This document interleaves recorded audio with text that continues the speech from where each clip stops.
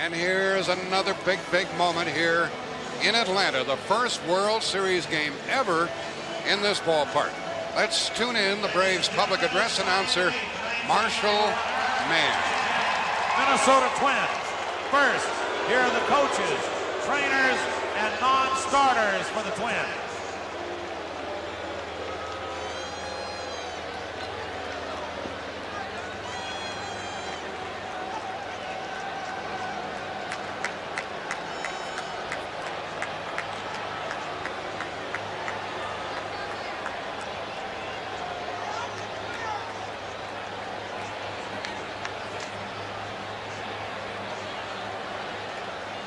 And now the manager of the Minnesota Twins, Tom Kelly.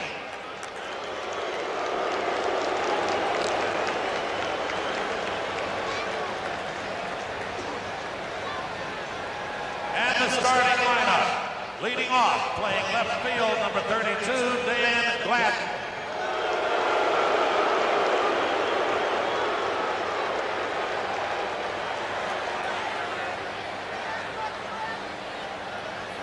Batting second, playing second base, number 11, Chuck Knobloch.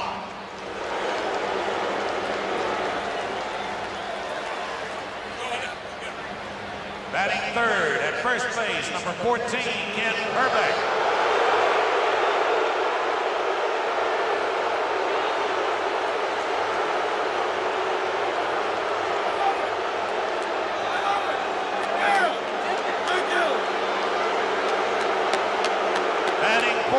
Playing center field, number 34, Kirby Puckett.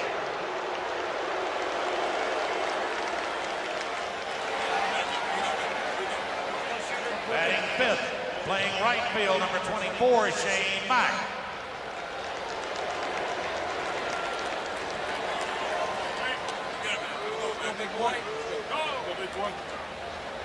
Batting sixth, at third base, number 31, Scott Leas.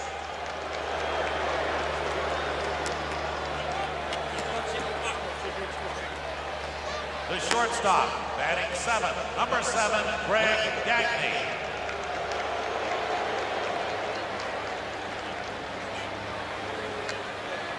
The catcher, batting eighth, number 0, Junior Ortiz.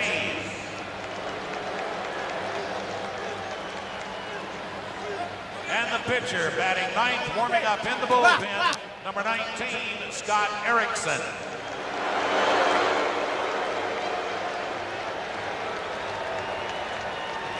Now, let's meet our 1991 national champion at Lesley. First, the coaches, trainers, and non-starters.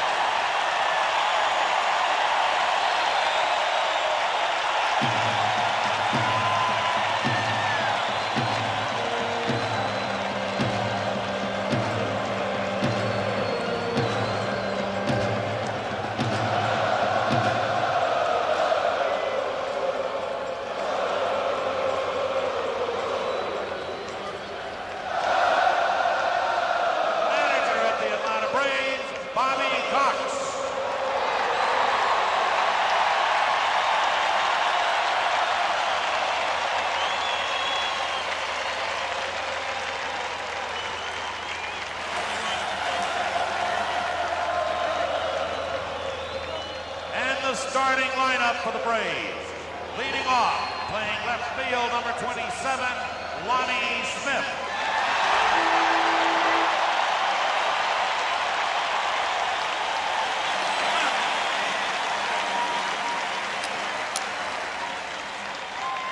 Batting second, at third base, number 9, Terry Pendleton.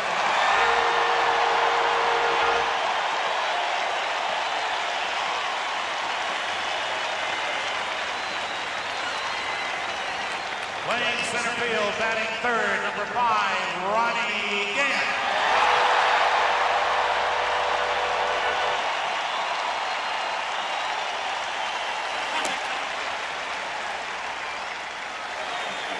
Batting fourth, playing right field, number 23, David Justice.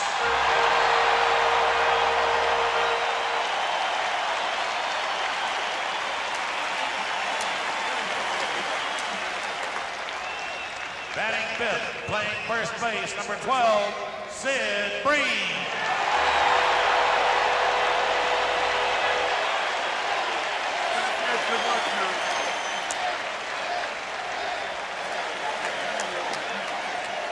The catcher, batting sixth, number 10, Greg Olson.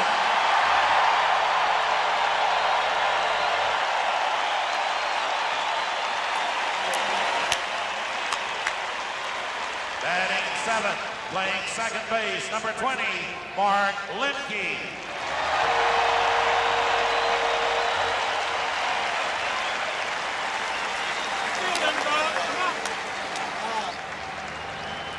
The shortstop, batting eighth, number 2, Rafael Belliard.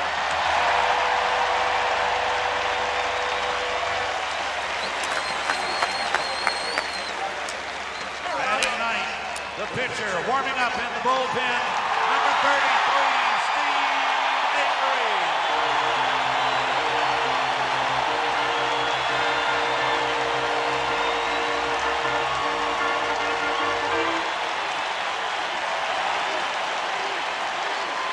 Ladies and gentlemen, please rise for the presentation of the colors by the Georgia Air National Guard. Remain standing, and to honor America, join in the singing of our national anthem, which will be presented tonight by Susan Slaughter, first trumpet in the St. Louis Symphony.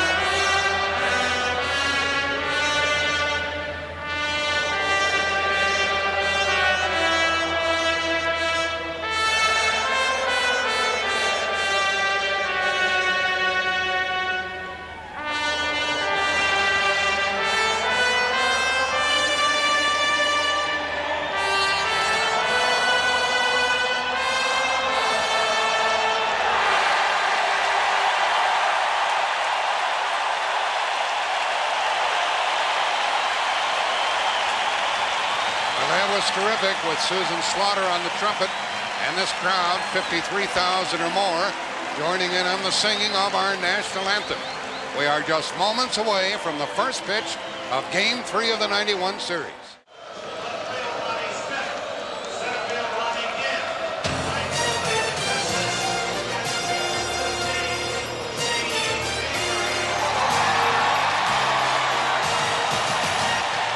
Braves take the field, and they are really under the gun here this evening. They've lost the first 2 games of this series, 5-2 and 3-2 up in Minnesota. We'll play the next 2 games here for sure, and maybe the 5th game will be played here. And a day off for travel is scheduled, and the series will wind up in Minneapolis if necessary. Moments ago, one of the greatest players ever from Mobile, Alabama, the all-time home run king of baseball, Henry Aaron, bounced the ceremonial first pitch up to home plate. At least he was there in one hop. I think that's pretty good. He had his moment here when he broke Babe Ruth's record. Here's the starting pitcher, Steve Avery, and here we go for the Twins with Dan Gladden in left, Chuck Knobloch at second, Ken Herbeck playing first, Herbie Puckett in center, Shane Mack in right, and then it is Leas, Scott Leas, then Gagne, then Ortiz, and Scott Erickson. Steve Avery with a high fastball. That's his best pitch. His second best pitch is the circle change, and and his third best pitch is his curveball. Only 21 years old, and he is remarkable. Defensively for the Braves, when Otis Nixon failed a drug test on September 16th, Lonnie Smith pressed into service in left field. Ron Gant will be the starting center fielder. David Justice in right field. Terry Pendleton, some people's MVP, will start at third. Rafael Belliard will be the shortstop. Mark Lemke at second base. Sid Bream will be the first baseman. And Greg Olson behind the plate. And of course, the big question is, can Avery do it again? He won 18 games during the regular season. Then he beat the Pirates and Zane Smith 1-0. And he beat Pittsburgh again in Game 6. Again 1-0. And he beat the formidable Doug Graybeck. And now, in order for the Braves to be in any sort of a comfortable position, he's going to have to beat these Twins. And these Twins can really hack away against left-handed pitching. 291 during the year against left-handers. That led the major leagues. 291 average. And Gladden is 0 for 6 in the World Series. He'll lead it off. He'll be followed by Knobloch and then Herbeck. What do you see in those eyes? And ball one is the first pitch as the flash bulbs pop. Here are the umpires with Drew Coble at the plate, Terry Tater, Rick Reed, Ed Montague, Don Denkinger, and Harry Wendelstedt. 1 ball, 1 strike.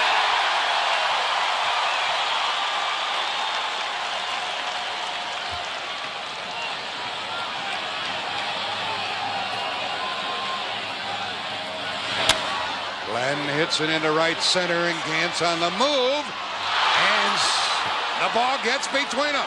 That ball should have been caught, and Gladden's going to end up at third base. They hold him there. Well, that's the way the game started the other evening when the Twins were batting first inning Game 2. And Dan Gladden has been the recipient both times. Sunday night's game, Justice and Mark Lemke collide, and the ball was dropped. And now Justice and Ron Gant come close to colliding. Somebody's got to take charge. Once again, David Justice, the ball is coming back to him. He should take charge in that situation. The ball is going away from Gant, and it gets away from both outfielders. Careless play on the part of the Atlanta outfield. And that's the way this one starts. And Gladden's at third with nobody out.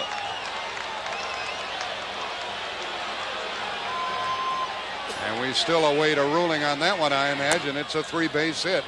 Here's ball one to Chuck Knobloch, who's 3 out of 6 in the first 2 games played.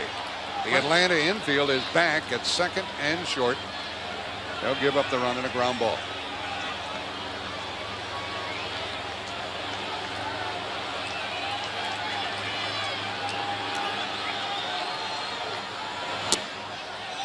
And now ball 2 to Knobloch. When a right-handed batter hits the ball to right field, the ball is tailing back to the right fielder. The ball you see is going away from Gant. That's Justice's ball. It was Justice's ball the other night. However, that will probably be scored a triple, and is. 3-base hit for Gladden is his first hit, and this will put Minnesota on top. Knobloch sacrifice fly, and the throw by Justice has no chance. And it is 1-0 in favor of the visiting Twins. And some people thought that Steve Avery just might shut these Twins down altogether.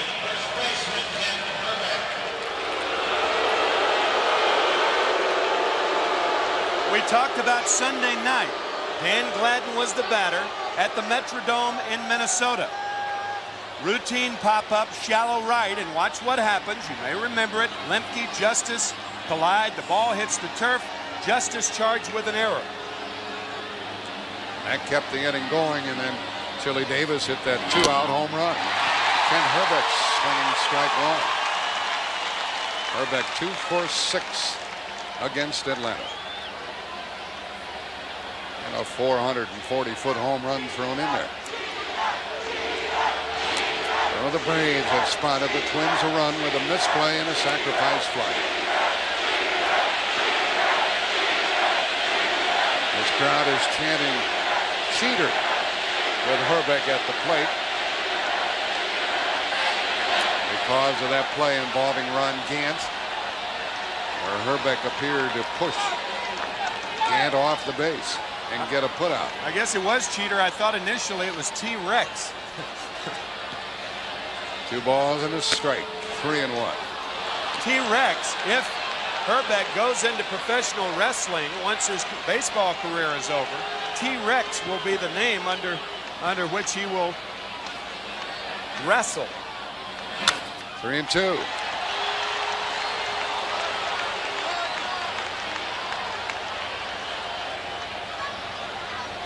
Talked about Steve Avery and that blistering fastball, and here, even with the count 3-1, the powerful Herbeck can't catch up with it. Well, that's a great shot right there. And a half swing foul keeps it 3-2 with 1 out here in the first and a run across for the Twins. That low home shot right there gives you an idea of what a left-handed hitter sees when he sees a left-handed pitcher. To the shortstop, Belliard. 2 out.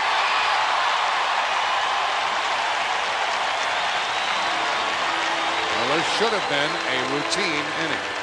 All right, all you left-handed hitters out in the audience.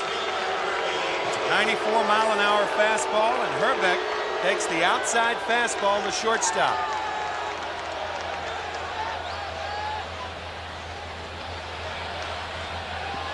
Kirby Puckett is up. The base hit by Gladden is the first hit for any of the 3 Minnesota Twin outfielders in this series. They had been 0 for 21. Puckett is 0 for 8. And a strike to him. There's Dan Gladden. He got a 3-base hit, a gift triple, and he scored a run.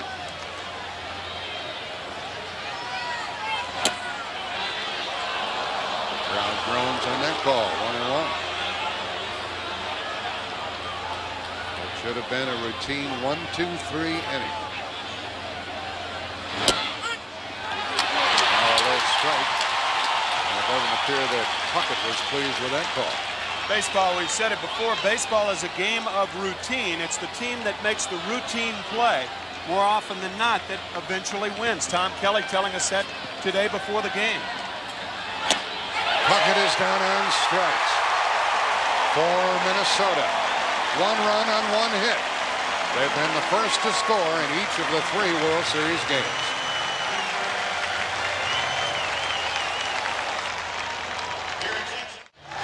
And the Twins got a run on the first. They send the 20-game winner Scott Erickson to the hill. 6'4", 225-pounder. Smith, Pendleton, and Gant. Justice, Bream, and Olson. Lemke, Belliard, and Avery the lineup for the Braves.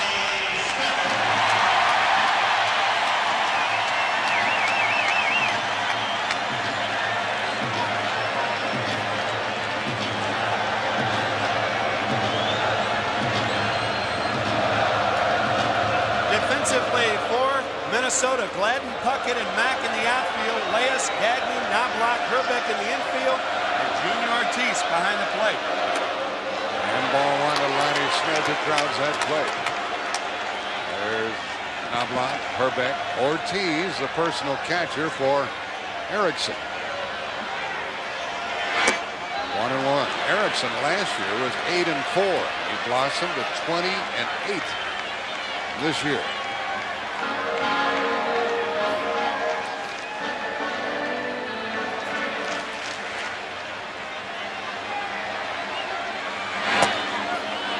Held up and took ball 2. Lonnie is 0 for 6 in the series.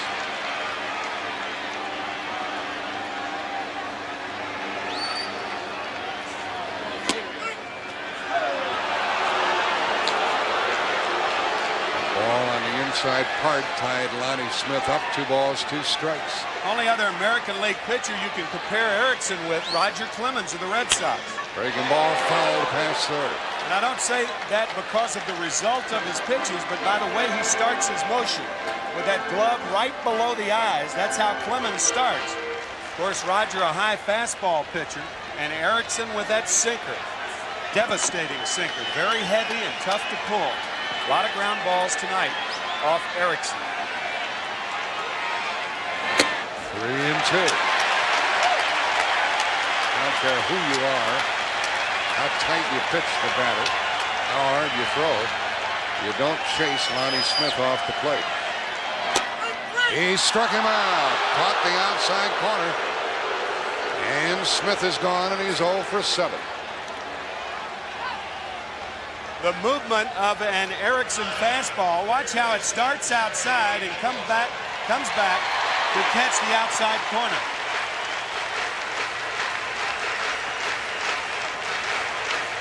And Lonnie knew it.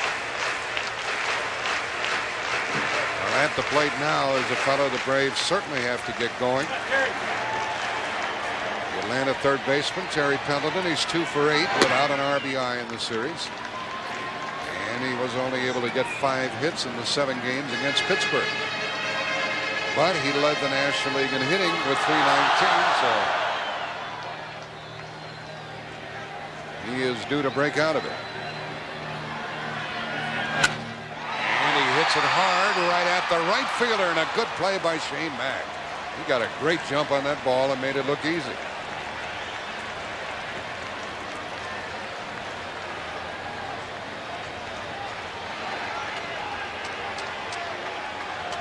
You notice the socks of Scott Erickson? There are none of those white sanitaries under those black socks of Erickson. He is quite superstitious. No sanitary showing. Kevin Tapani, the delightfully wry right-hander who won Sunday night's game, calls him the day that he pitches, the day of death. He's a good one in his first pitch in for a strike to Ron Gant. Kaat is 4 out of 8. And these Braves playing their first World Series game ever at home in Atlanta. Twins leading 1-0 first inning. Triple by Gladden. Sacrifice fly by Knobloch.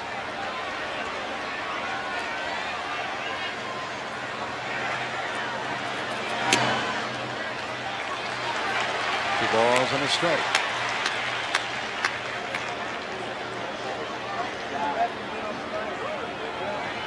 Braves not hitting much aside from their 10-run outburst and then one game against Pittsburgh. They're about 2 runs a game. Deep short.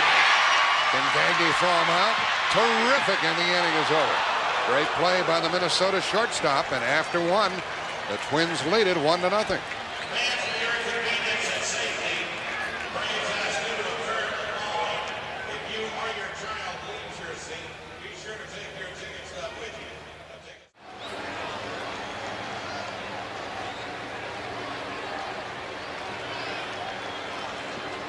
One 1-0 Minnesota here in the top of the 2nd inning.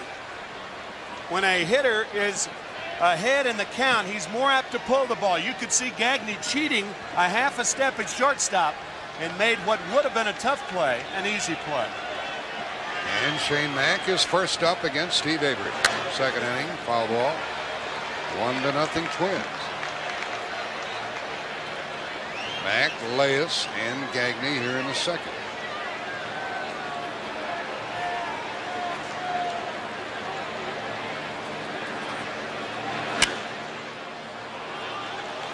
Mack is 0 for 7. He's up there hacking. Good play by that youngster down on the left field corner.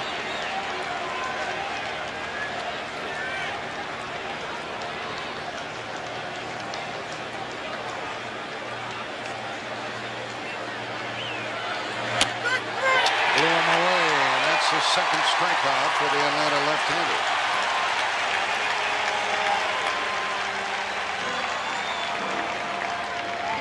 Shows you that pop that Steve Avery has inside. Both Kirby Puckett and Shane Mack called out on the inside fastball. When Tom Kelly, the manager of the Twins, talks, his speech is laced with irony. He said, I don't know why you even showed up tonight to bat against a fella like this. I don't think we'll score. We're just going to go through the motions. That everybody's already chalked it up for Avery and the Braves tonight. And look who's ahead. The Twins 1-0 in the 2nd with Scott Leas at the plate. 1-1. Latest 2 for 5 in series play, including that game-winning home run Sunday night.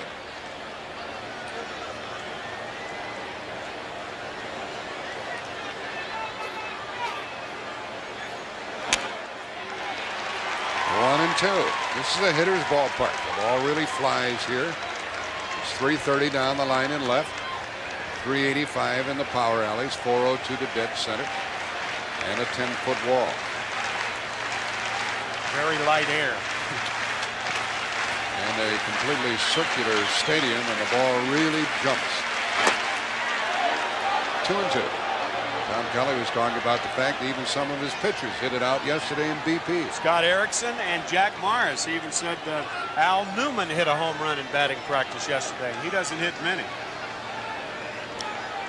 I don't know why we're even bothering to play tonight, he said.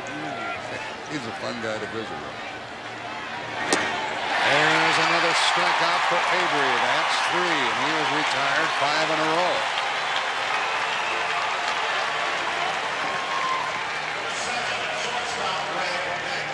Three straight strikeouts for Avery, and that's that changeup low and away. He'll throw it any time. And Lesley reaching and missing. You're right about that, Tim. 3 and 2 doesn't matter to him. No. If he feels like throwing it, he does. Here's Greg Cagney. He's 2 for 6. There's a strike. Cagney with a 3-run homer in game 1. He had late on that one. Strike 2. Avery is airing it out. Well, that's the problem for a right-handed batter. You're behind the fastball and in front of the changeup. He's got you going 2 ways.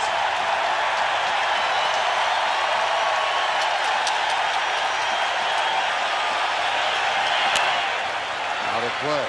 Avery has fanned 3 in a row. And he is 0-2 on Cagney.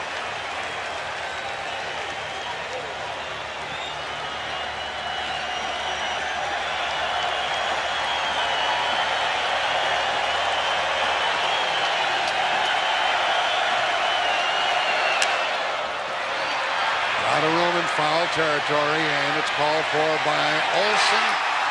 Down in order, Twins, an inning and a half. And Minnesota's on top 1-0. That kid's good, isn't he?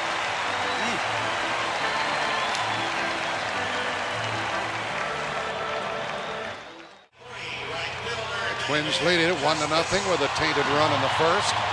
There's Steve Avery in the middle there. John Smoltz is going to be the hurler for the Atlanta Braves tomorrow evening.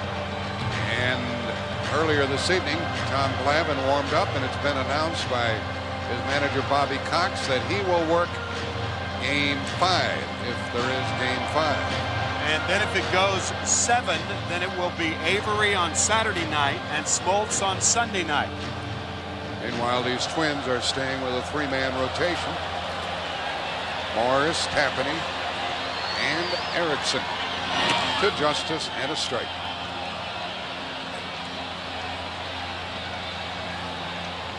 Scott had a 1-2-3 first inning.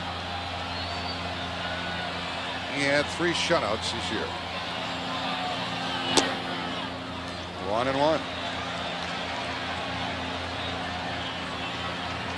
All 3 Atlanta left-handed batters. As you look at the eyes of Erickson, all hit with an open stance. That's foul to Herbeck. What does an open stance mean? Well, that means that you spread your right foot if you're a left-handed batter, the left foot if you're a right-handed batter, and you face the pitcher more. A guy with a closed stance, you see more of the back of his shoulder. A guy with an open stance, a pitcher sees more of the front of the shoulder, and you can see the open stance of David Justice. He's in the hole and he strikes out, and that's the second strikeout for Erickson. And one of the problems that David Justice has had, he's been open too much. A breaking ball that stays outside gets David here. You see how he goes into the hitting motion, but he's got a lot to do with the bottom part of his body. Anybody who hits with an open stance, that's the case. And the same thing with Sid Bream. But Bream isn't open nearly as much as Justice. And Bream is 1 out of 8 in this series. There's Bobby Cox, the skipper of Atlanta. Ball 2.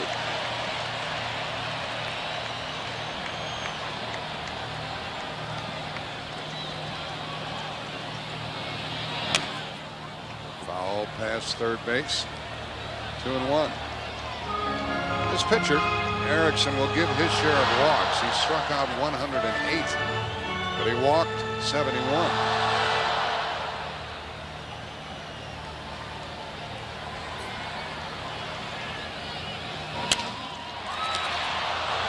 Right at Herbeck, and 5 in a row retired by the visiting hurler. Sid Bream, a good low ball hitter, and he hits a low sinker. And Herbeck is there.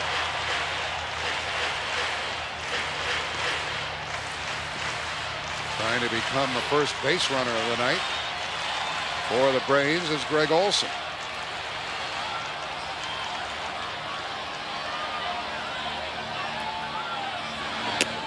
Ball 1. Olson 2 for 7 the first 2 games.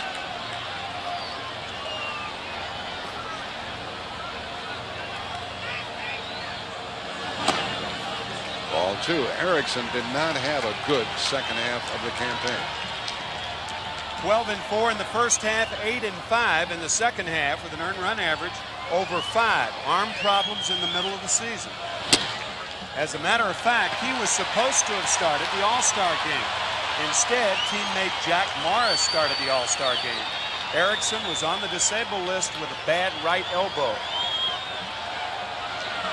He walks Olson with 2 out.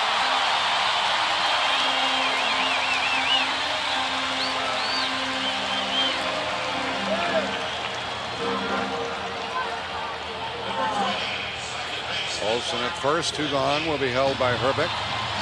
Pat Corrales coaching there. When you get down to the tail end of the Atlanta batting order, these players, Lemke and then Belliard, are in there primarily for defense. So they don't pack much of a wallet. And there's a strike. Especially against right-handed pitching, because of course Belliard is a right-handed batter, and Lemke hit .219 this year from the left side, over .250 from the right side. So against right-handers, their bottom part of the order is indeed weak. Hit that ball twice. Foul. Strike 2.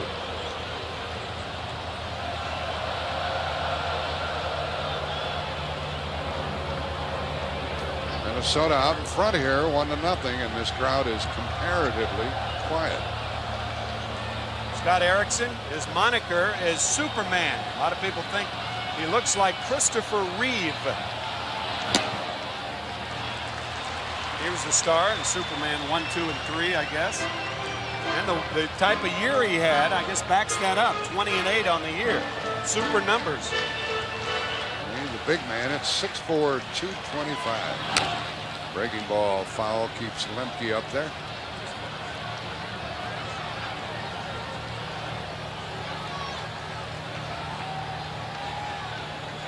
You folks at home think he looks like Christopher Reeve? Well, a little bit. Yeah.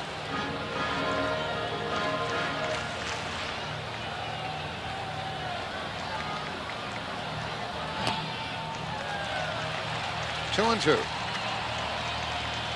Greg Olson walked. He's the first base runner for Atlanta. Bottom of the second, 2 out.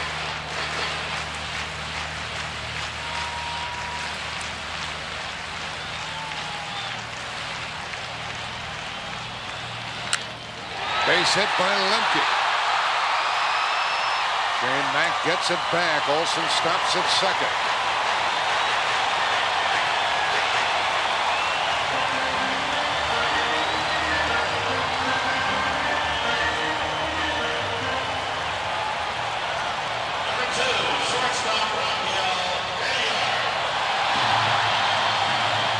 Will be very, very shallow for Rafael Belliard. Actually, Puckett is too deep right now.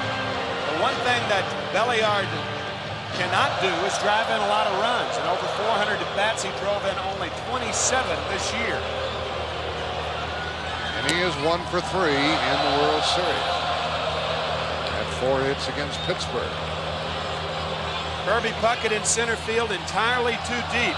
Rafael Belliard would have to hit a ball twice to hit it that far in the air.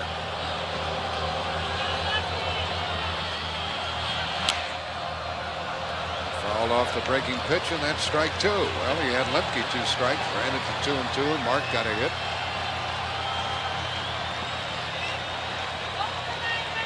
Kirby normally plays deep. A lot of outfielders do, but with a guy like Belliard, there will not be a play at the plate on a base hit to center field. He's too deep. Olson, not a fast runner at second. That was way out of the strike zone. He got a piece of it, and it's still 0-2.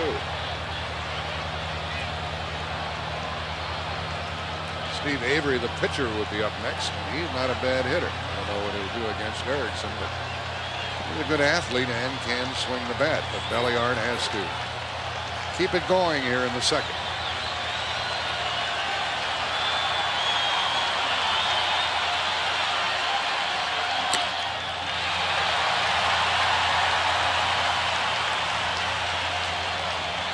One ball, 2 strikes. Olson walked. He's at second. Mark Lemke got the first Atlanta hit. He's at first. Inside, 2-2.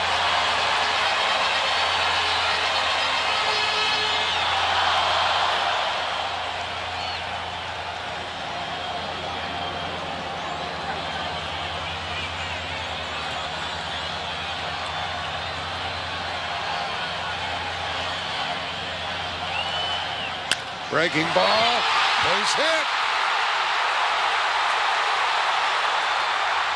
We are tied, and the runners end up at second and third.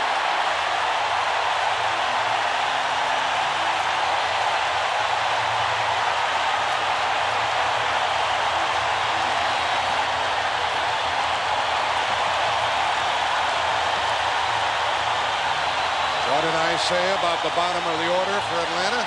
It came through.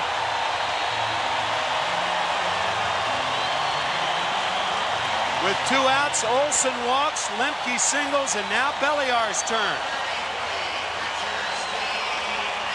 Gladden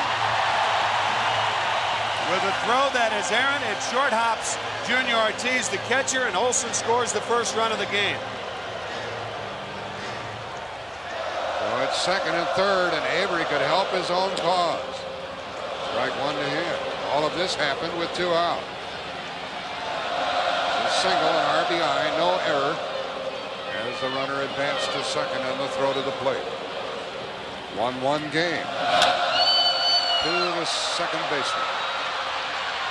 And Knobloch throws him out, and the inning is over. 1 run, 2 hits, 2 left. He's the hero for the moment. The little guys keep coming through.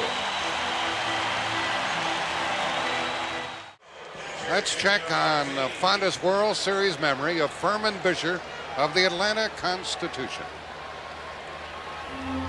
The one that sticks with me the most is 1947. Bill Bivens had a no-hit game going. I forget what game it was in the series.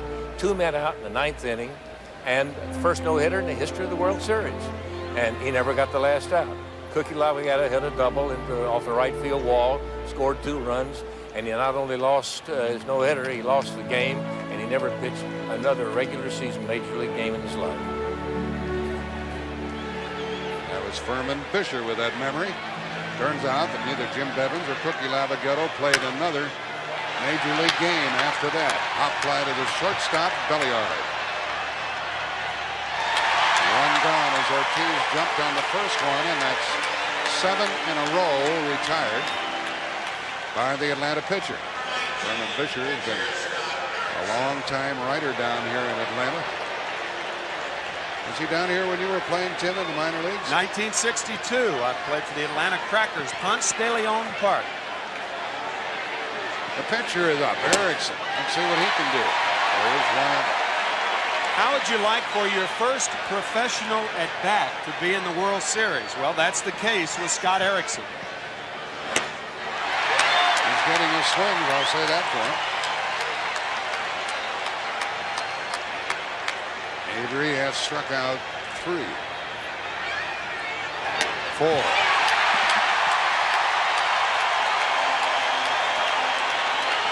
We asked Scott Erickson about hitting.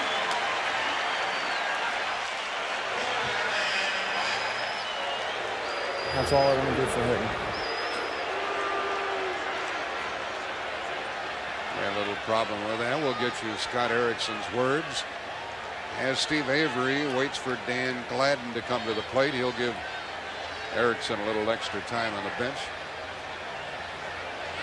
Gladden having difficulty getting the donut that lead weight off his bat. Here's what Scott Erickson said about his hitting. And try not to get hit by the ball, and hopefully there'll be runners on off the bunt. That's all I want to do for hitting. Try not to get hit by the ball. It's a simple approach. He didn't. He struck out. The 4th strikeout victim for Avery, who has retired 8 in a row and deals with Gladden, who tripled and scored in the 1st.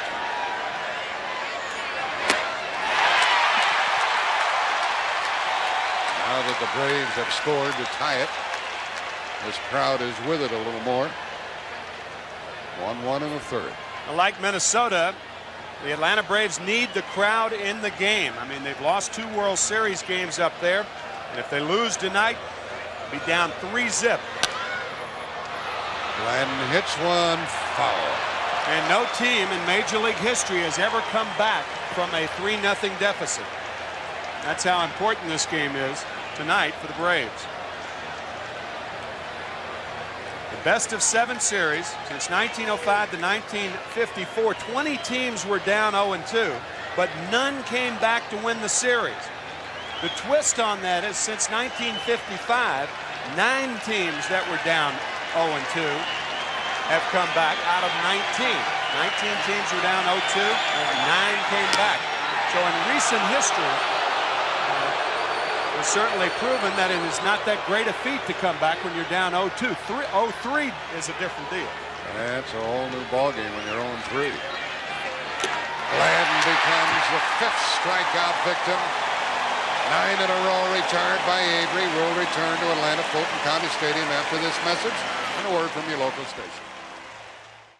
Tied at 1, go to the bottom of the 3rd. The Minnesota Twins have only played 1 series in a month on natural grass.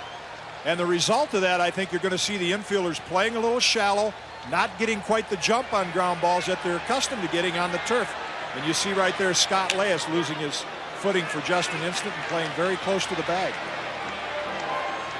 And a good time for us to point out, Tim, how fast this grass infield is.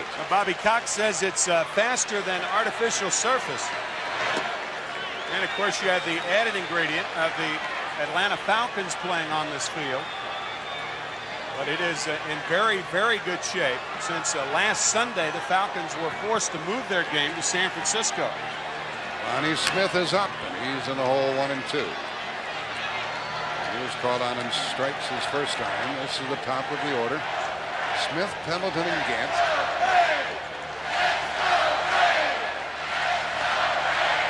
2-2. 2-out walk cost Erickson in the 2nd. Base hit by Lemke, base hit by Belliard. 3-2.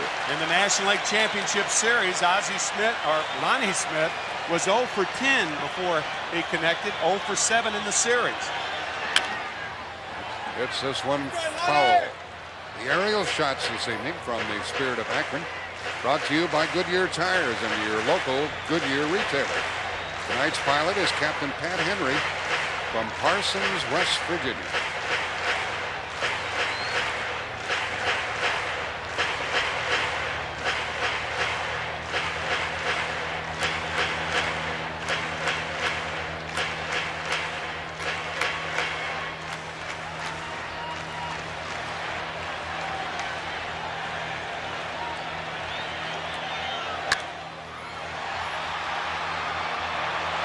Chasing it in the corner is Mack. And he made an excellent play. Shane Mack got over there in a hurry and takes the bat out of the hands of Lonnie Smith. Shane Mack says that if he were not a professional baseball player, he'd go back to college and major in real estate, and he covers a lot here. He challenged that ball and caught it for the first out here in the home third. Pendleton lined out to right his first time.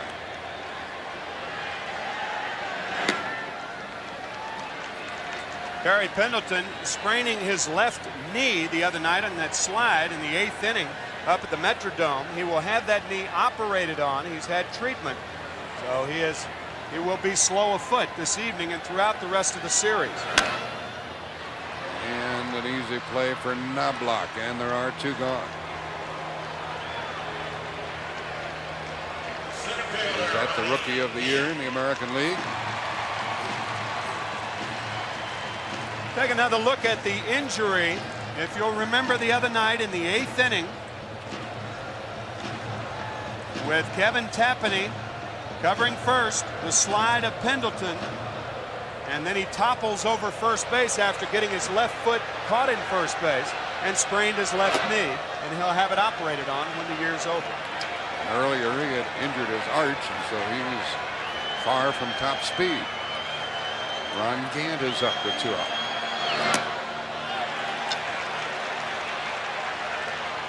Gant grounded to short his first time.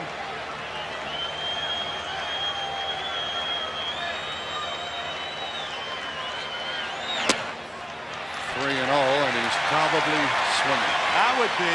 The Braves have not hit a home run in this series. Only extra base hits, 3 doubles. He didn't want it. 3 and 1.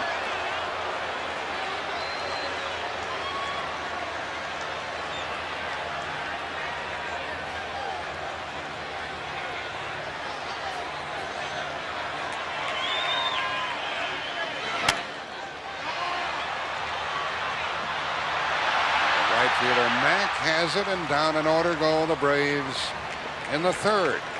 We've played 3 and we're tied 1 apiece.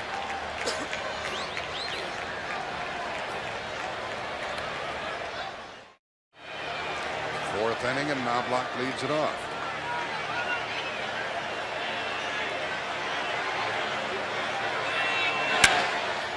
Pendleton has it. 10 in a row by the Atlanta left-hander.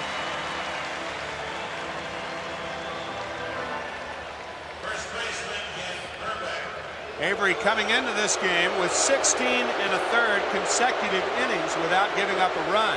That's in postseason. Some fancy company that he was chasing. I don't like Kent Herbeck down here. They're having some good-natured fun with him.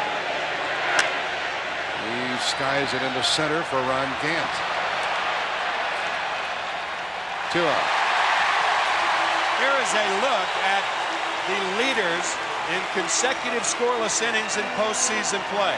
Christy Matheson with 3 shutouts, 27. That's in 1 postseason. And then it goes down to Steve Avery. That includes the World Series and League Championship Series.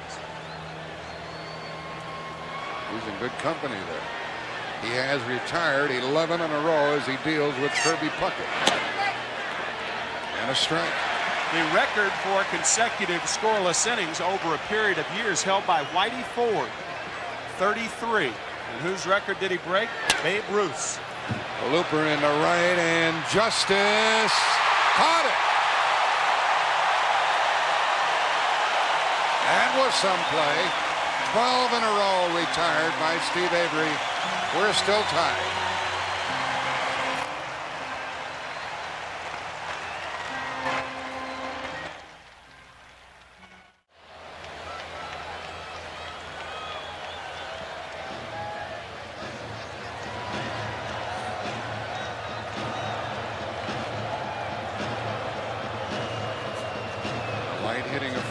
These pitchers hold fourth, 1-1, bottom of the fourth, and David Justice made that fine play to end the top half of the inning, leads it up.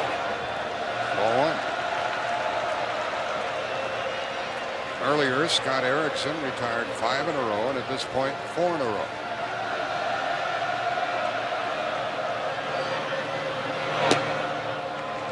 Ball 2 to Justice, who fanned his first time. The Braves aren't scoring many runs.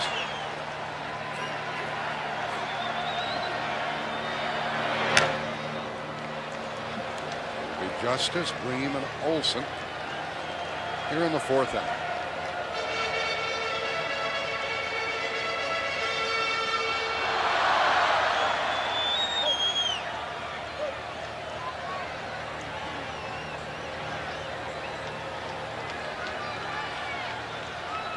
Left-handed batters hit .295 against Erickson over the season. So I think if the Braves are going to get to Erickson tonight, it's going to be with their left-handers. Pendleton, Justice, Bream for the most part. 3-1. One of the reasons for that, to be effective, Scott has to be down in the strike zone. And often left-handed hitters are better low ball hitters.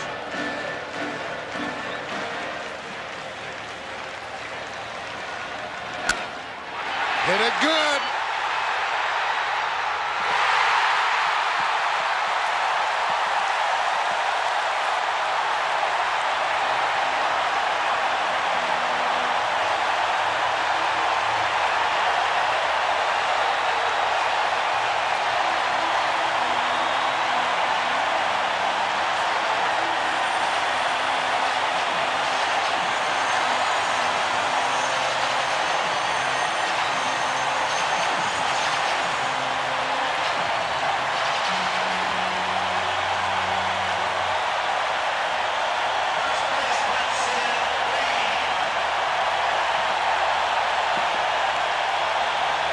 Ready to pitch to Bream.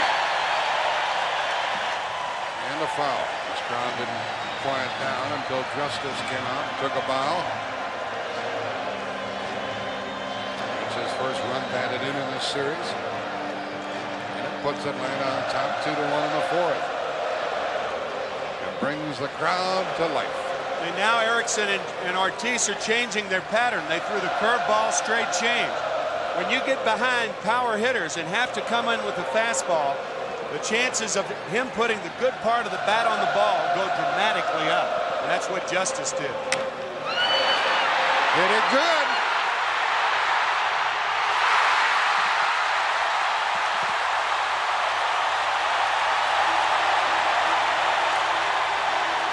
Nobody out.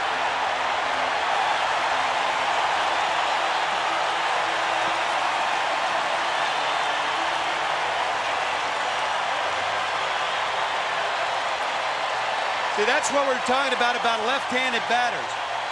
In order to be successful, Erickson throws it into that zone. And with the count 3-1, that's just a free swing right there. That ball a tracer to right field. It cleared the fence about 1.5 feet.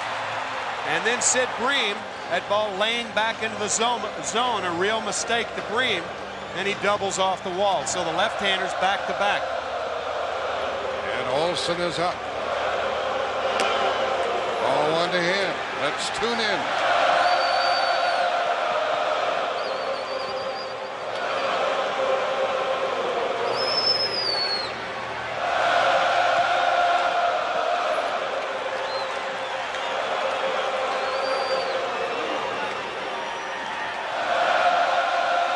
David West starts to crank it up for the Twins. Olson to deep short. And he got him. And Bream had to stay at second. That's the first out of the inning, and the second long throw by Gagne at short. Well, what made this one different was that he was back on his heels when he made the throw. The hop dictated that he stayed back on his heels. Boy, that is a fine play by Greg Gagne. He never had a chance to rearrange the position of his feet to get anything on that ball. He had to throw flat-footed from his heels, and he just gets Olson. Lemke hits it to Herbeck, to the pitcher. Another good play, 2 out. Well, had Olson advanced the runner, that ball would have gotten a run home. Now, if you hit it on the ground to the right side, and anything in the area of this guy, you can forget it. You take a right instead of a left. He sucks up everything, and Tom Kelly telling us that no contest. He's the best defensive first baseman in baseball, and I think I agree with it. So it takes a 2-out something from Belliard if the Braves are going to get any more. 4-1 to Raphael, who singled home a run in the second.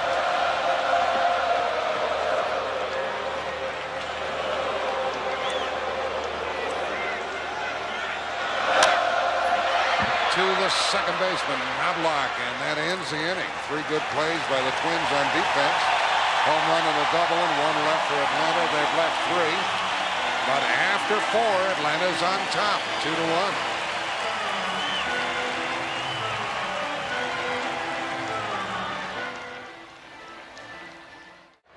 2-1 Atlanta here in the 5th inning, and you hear often hitters talking about the sweet spot of the bat. Well, Jackie Gleason, wherever you are, how sweet it is. There was some picture of the home run swing by David Justice. And so the Braves say to their 21-year-old lefty, there you go. Give you a 2-1 lead, and a fly ball to right to be chased by Gann or Justice. Justice made the catch. That's 13 in a row retired by Avery, and let's join Jim Kaat. Now, one thing that's pretty obvious, Jack and Tim, you know, Timmy, when they've said, hey, relax, it's a big game, but relax, I almost think that Scott Erickson is a bit too relaxed. His fastball is about 5 miles an hour slower than it has been all year, and I think he's so consciously trying to throw within himself, doesn't really have that good pop on the ball like Twins are accustomed to seeing him. I think you can get away with that type of sinker to a right-handed batter, but not to a left-hander, and certainly last inning proved the case. Strike 1 to Elias. Strikeout victim his first time. Home run hero Sunday night. Strike 2, and this Avery is like a machine. Now see, a lack of velocity would hurt a guy like Avery. Jim was talking about lack of velocity with Erickson, and I think that's the case. But with Erickson, he has so much movement on the ball that he can get away with it a lot more than a guy like Avery, who throws high fastballs. 1-2.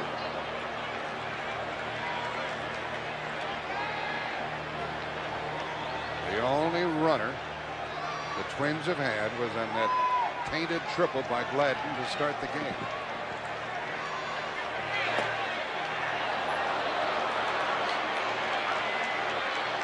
Now, Timmy, you talk about that movement on the ball, the difference. You've hit off those guys with that heavy sinker, and tonight that sinker's just kind of turning over. It's not biting. Pop fly for Lemke. 14 in a row set down by the Atlanta lefty.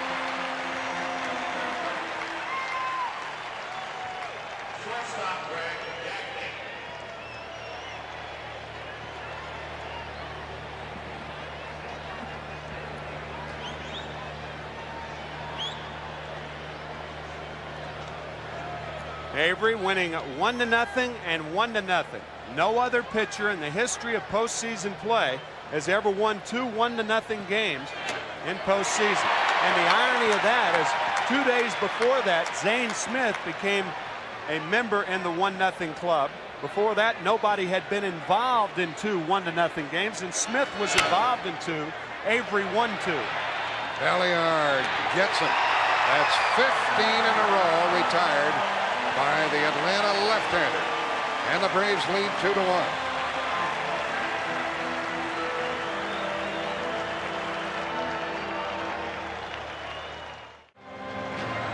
Two-out RBI by Belliard in the second. Home run by Justice in the fourth.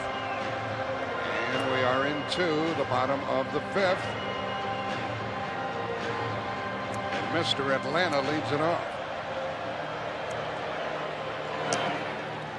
Avery had 17 hits during the season. Rounded out his first time up this evening.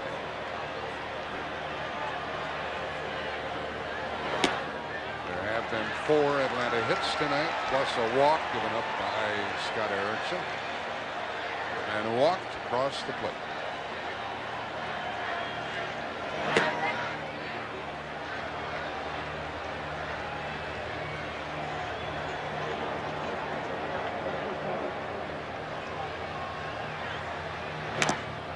Two and two.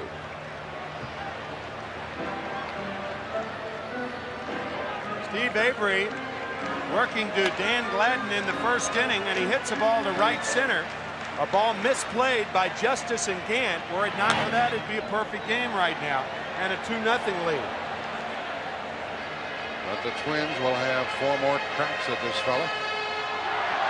Mentioned his hitting ability. This year he had a 4-hit game and a 3-hit game. And he stays alive. First pitcher in the National League to have a 4-hit game and a 3-hit game since 1970 when Mike Torres did it. If you're wondering about pitchers hitting in the World Series.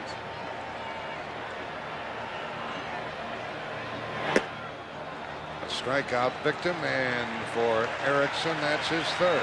I guess we're still wondering Yeah. as Avery goes down on strikes. But the last pitcher to get a hit in the World Series, Mike Moore, back in 1989 for Oakland. And before that, Tim Stoddard back in 1979. So pitchers are now 2 for their last 104 in World Series play. Now around to the top of the batting order. Lonnie Smith has struck out and fouled out to right.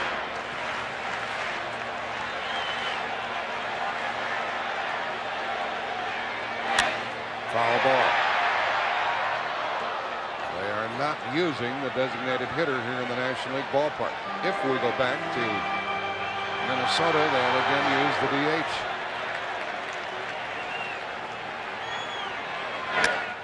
Lonnie Smith hits it well. There's another run for Atlanta.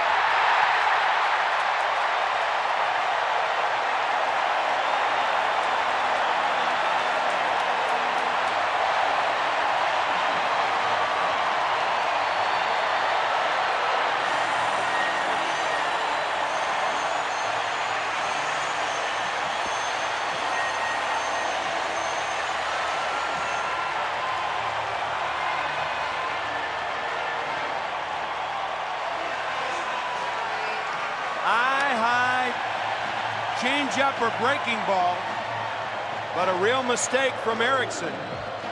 And Lonnie Smith pounces on it.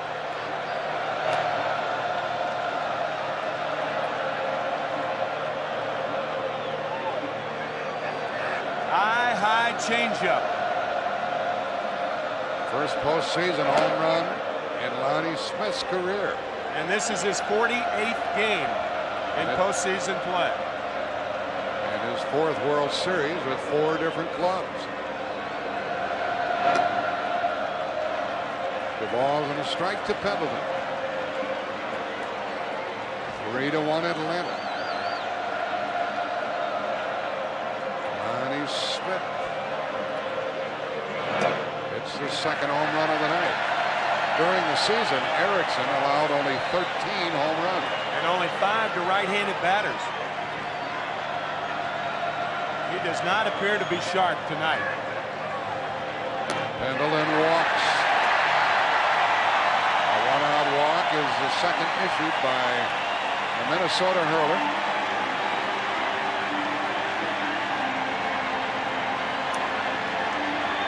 And a visit to the mound coming up. And Terry Leach starts to get ready for the Twins.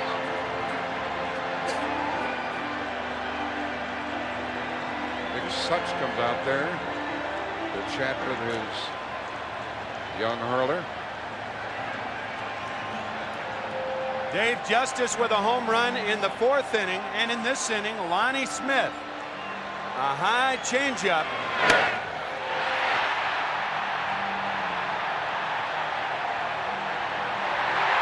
And a World Series souvenir.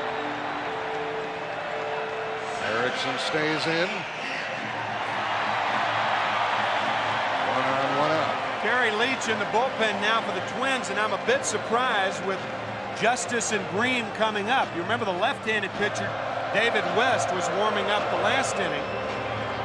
It's an unusual move if you were to bring Terry Leach in there to pitch to the two left-handed batters. For now, it's Ron Gant, 0 for 2.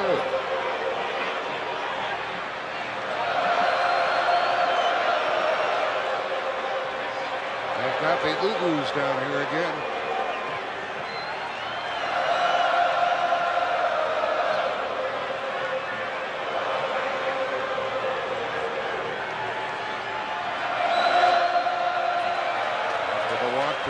Ball 1 to Gant.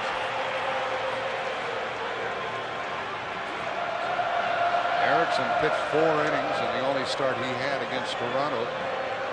Gave up a couple of runs. Walked 5.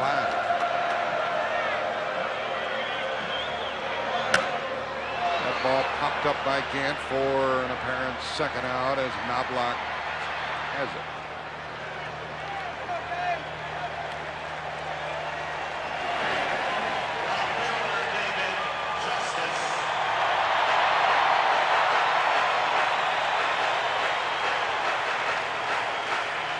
Justice has sparkled on defense and hit a home run. Home run in the 4th, snapped the 1-1 tie.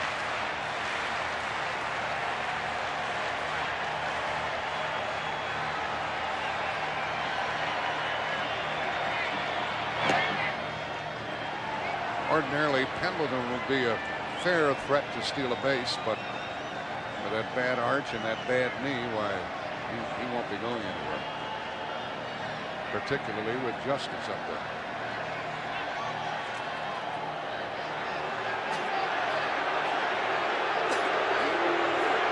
Fans are booing Herbeck. They think he should knock him off the base.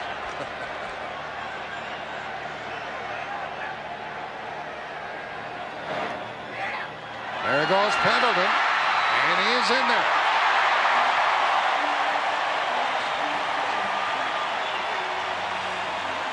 Talking to Tom Kelly before the game tonight, he said that nobody can teach instincts. He said if you don't have instincts, you can't be taught instinctively how to run the bases. And Terry Pendleton right here, off as soon as the ball hits in the dirt. He didn't hesitate. He just takes off and makes it easily. Fine base running by Pendleton. So that's a wild pitch. Now 2 balls and a strike to David Justice.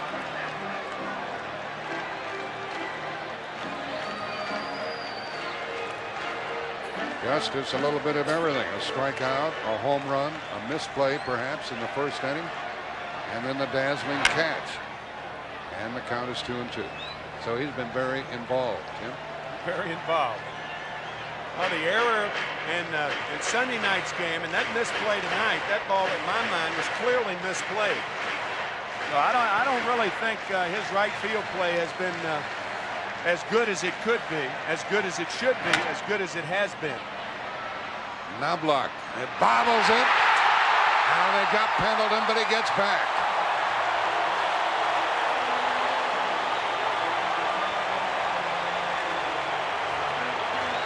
And that'll be the first error of the game.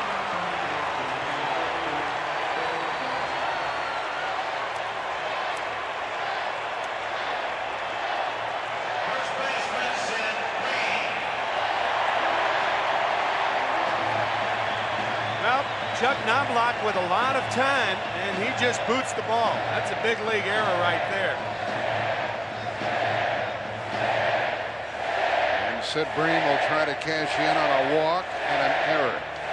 But here comes Tom Kelly, the manager of the Twins.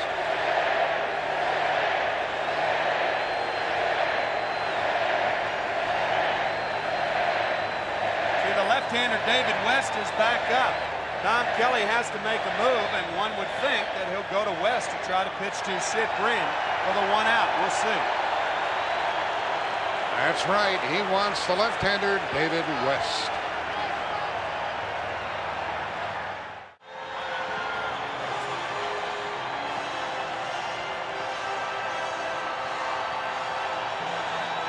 Atlanta leading Minnesota 3-1. Scott Erickson is out of there. The last time he started, David West, the left-hander, came in Toronto, and he's in there tonight. And they remember the American League Championship Series in Game 3, bottom of the 5th inning. The count 1-2 on Joe Carter, and a gutsy move by Tom Kelly, bringing in West, and he struck out Carter with the slider. Now West throws ball 1 to Sid Breen. 2 on, 2 out. A home run by Lonnie Smith, then a walk, then an error. And ball 2 to Breen.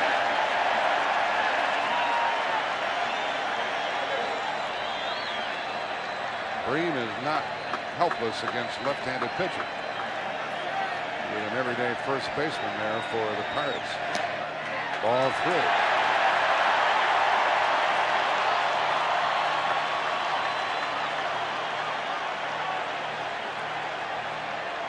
3-1 Atlanta, home half of the 5th, 2 on, 2 out.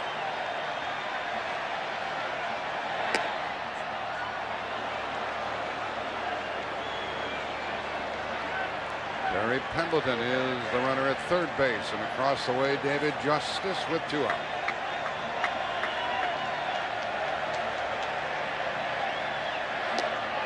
That loads him up.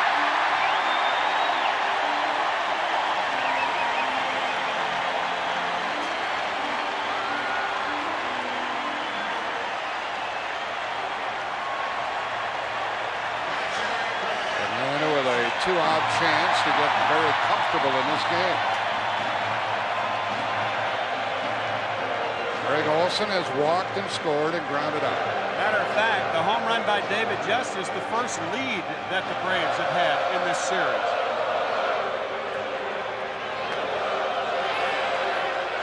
He held up, says Terry Tater, umpiring at first. Olson has been a good 2-out hitter for Atlanta all season long. 373 with 2 outs and runners in scoring position, second to Dave Magadan of the Mets. Ball 2.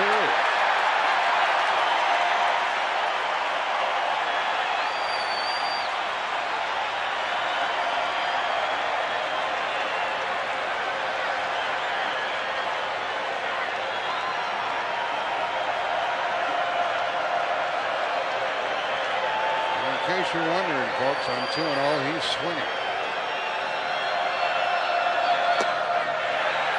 At the knees of a borderline call.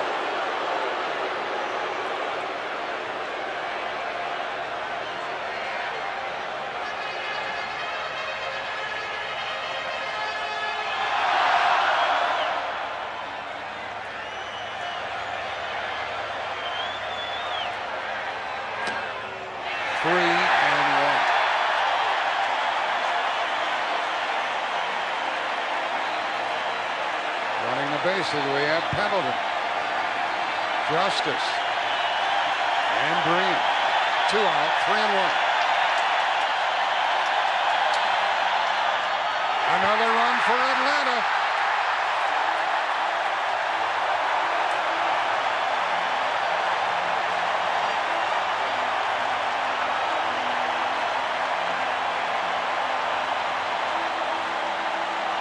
Ball 4 brings home a run and brings out Tom Kelly. And we're going to get our third Minnesota pitcher. It'll be Terry Leach.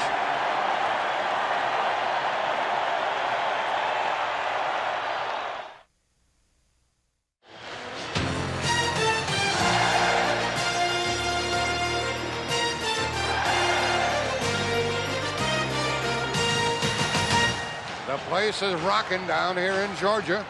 We're at Atlanta's Fulton County Stadium, where the Braves have now opened up the lead with 2 runs in this inning and a 4-1 lead over Minnesota. Full moon over Dixie.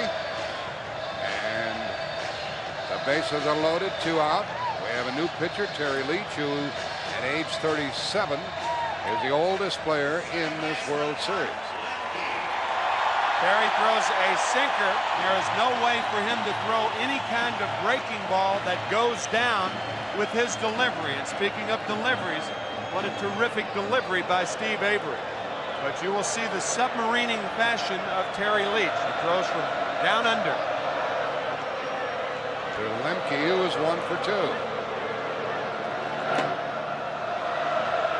And Leach gets ahead with the bases loaded and 2 out.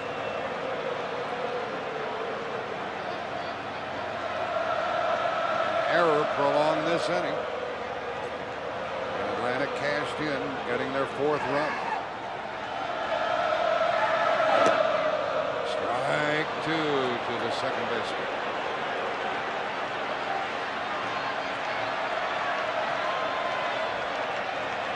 Lemke helped Atlanta score a run in the second with a base knock.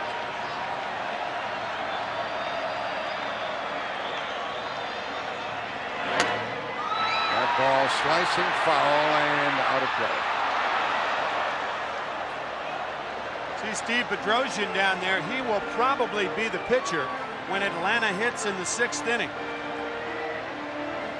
Terry Leach is scheduled up second, and this is the error that Jack was talking about. With 2 outs, a very easy play for Chuck, and in trying to make the transfer, he just bobbled the ball. That prolonged the inning, and the Braves have scored at least 1 because of that error. That ends the inning. 2 runs, 1 hit, 1 error. 3 left. Atlanta is stranded 6. We'll return to Atlanta's Fulton County Stadium after this message and a word from your local station.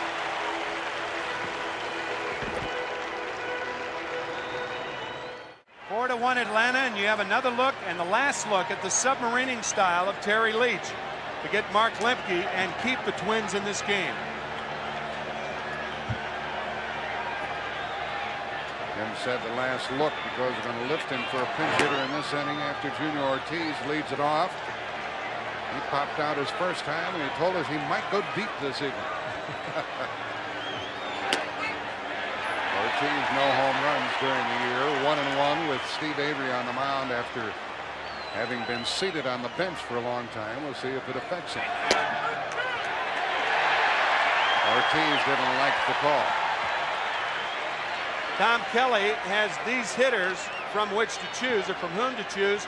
Bush, Palirulo, Sorrento, the lefties. The right-handers, Brown and Harper, and the switch hitters, Davis, Larkin, and Newman. Looks like Gene Larkin on deck. With the Twins carrying only 9 pitchers, they do have quite an assortment of hitters from which to choose. Ortiz corks it up the middle for a hit. And that is only the 2nd runner of the night for the Twins, and a leadoff single after 15 in a row had been retired in order.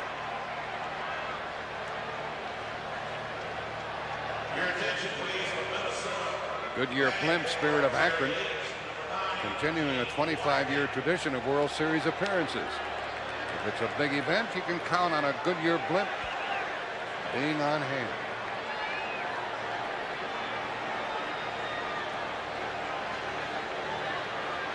And we do have a pinch hitter. It is Gene Larkin. Batting for Leach. All 4 Atlanta runs charged to the starter, Scott Erickson.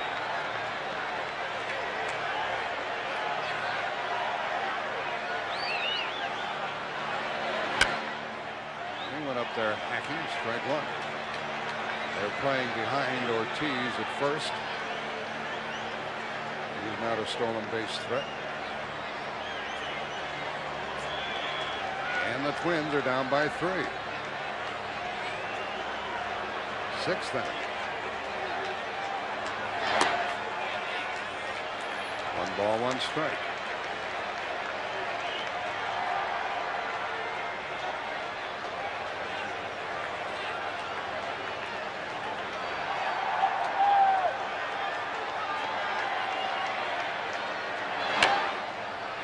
Now Avery ahead on the count. See Tom Kelly sprinkle a lot of at-bats with his middle men, his middle hitters, guys like Gene Larkin. 255 at bats this year, a 286 hitter, and he keeps all 25 guys on his roster ready for situations like this. Keeps them ready and happy. Larkin hits it foul back here and stays up with a 1-2 count.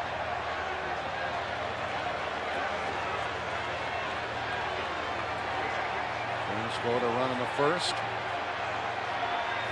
Trying to get back on the board here in the sixth. There's Chili Davis. In fact, they were not using the DH. Keeps him on the bench for the moment. Ooh, almost walked into that one. 2-2.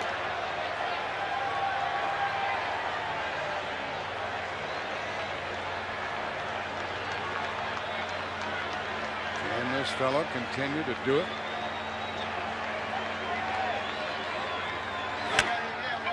Another hit for the Twins, and the first two have reached, and Ortiz stops at second. And Lonnie Smith did a good job of getting to it.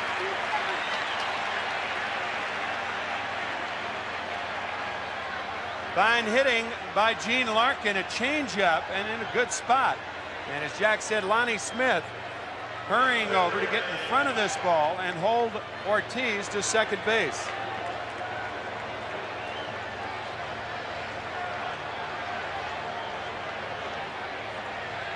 Avery had been ahead of both of these hitters in this inning. He had a 2-strike count on Ortiz, and he had a 2-strike count on Larkin and let him get away. And just like that, the tying run appears at the plate in the person of Dan Gladden. He has tripled, scored, and struck out. Ball 1 to him. So the Twins make it more than interesting here in the sixth inning.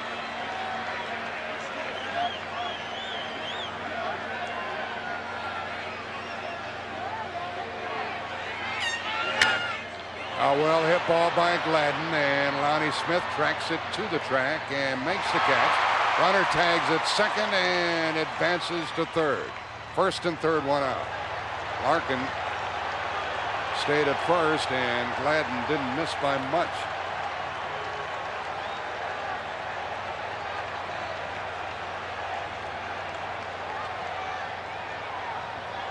Good base running by Junior Ortiz. One more bite of cereal this morning, and Dan Gladden may have had a home run to tie this game up. Ortiz at third base. And Gene Larkin at first. Ortiz sliding head first into third base, but look at his alignment. He's looking at the ball, and in the process runs outside the line. As we all know, the closest between 2 points is a straight line, but you couldn't prove it by the way Junior was running from second to third. Now the batter, Knobloch. He pops it up. Bream calls for it. Foul ball, 2 out. What a big put on. Let's hear from Jim Kaat at this moment. Yeah, Jack and Tim, I thought what was unusual on that play, Junior Ortiz moved up, and everyone might say, why didn't Gene Larkin? Larkin can hit, but he cannot run very well. He's got a bad knee. That's why you're going to see him be very, very cautious on the bases. And when you're trailing by 3 runs, Kitty, you have to be very cautious, and I think Larkin was closer to second base and really didn't have a chance to get back and tag up. Now it's Herbeck, 2 on, 2 out. He hits it to center field. Gant at the track. And Atlanta still leads by 3. There's Mike Avery. He's rooting for his brother and rooting for the Braves. And it's 4-1 Atlanta, bottom of the sixth. Big time, big time, big time.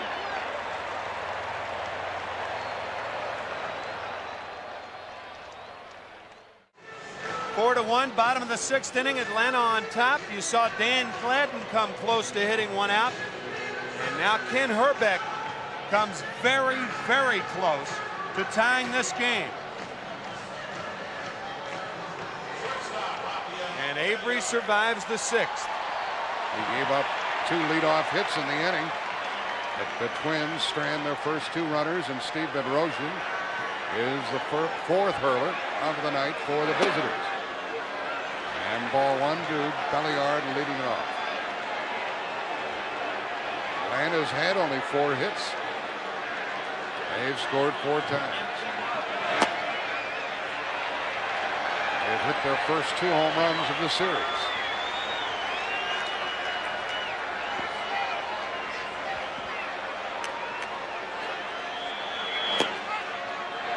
Two balls and a strike to Belliard.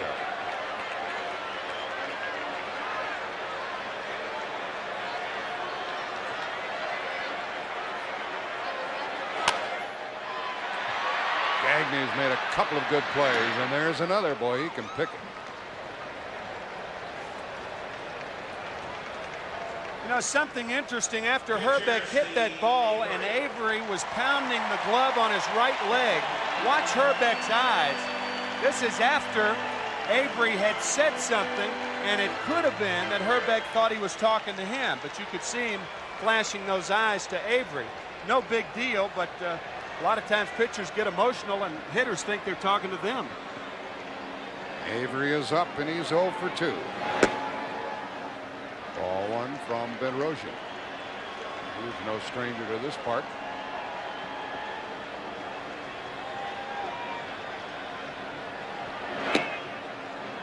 Ball 2.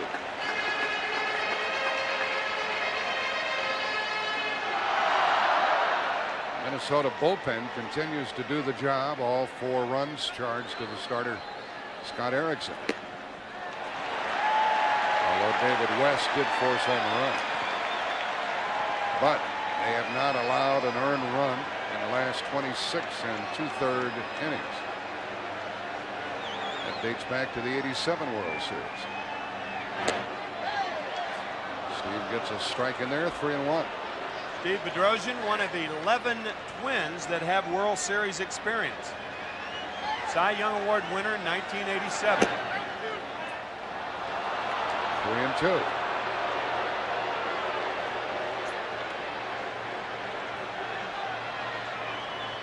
Lonnie Smith on deck. And Avery goes down swinging. 2 out. Back in the 5th inning with 1 out and nobody on. 2-1 Atlanta. Lonnie Smith corked one.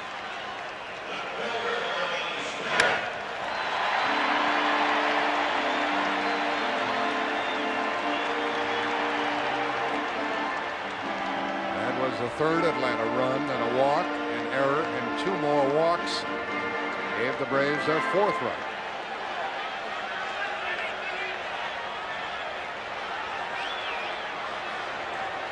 One for 3 this evening for Smith. Ball 1. Bedrosian made 2 appearances in the playoff against Toronto, allowed 2 unearned runs.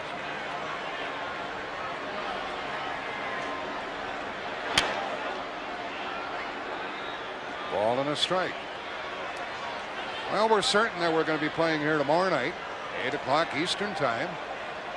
And the Twins will be pitching Jack Morris again, and John Smoltz will oppose him. First series appearance for Smoltz. And the Braves announced this evening that if we have Game 5, Tommy Glavine will come back and pitch against Tapani. Where's the ball? There it is. You're out. And Bedrosian has a 1-2-3 inning. We have played 6. Atlanta leads it 4-1.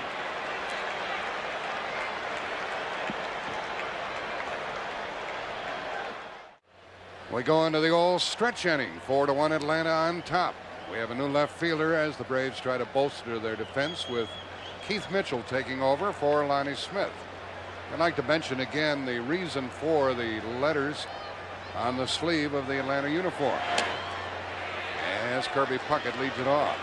That's a salute to John Mullen, a tribute to the late John Mullen, who died this year, vice president of the Braves. Hit by Puckett, and that one's carrying a long way, and Mitchell can't do anything about that one. And that makes it 4-2 as Puckett gets his first hit of this World Series.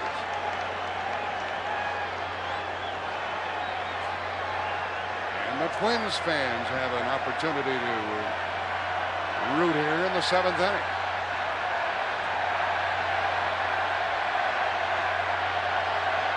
Earlier, Lonnie Smith's first hit of the World Series was a home run. And now Kirby Puckett with a home run. And that's the salute from the Metrodome in Minnesota. They are showing the game on a very large screen there. Several thousand people are involved in watching the game. And what a tribute that is to Kirby Puckett and to the Twins, that many people would show up when there's no game being played.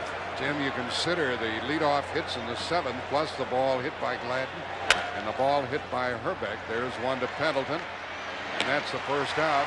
Avery is not nearly as strong as he was earlier. Several hard-hit balls in the 6th inning, and now this rocket by Kirby Puckett down and in. A tracer to left. It's now 4-2 Atlanta. Talked about the sweet spot again.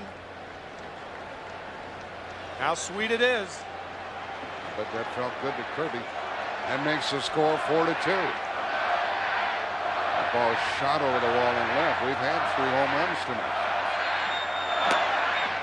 Avery misses to Scott Leyes with 1 out here in the 7th.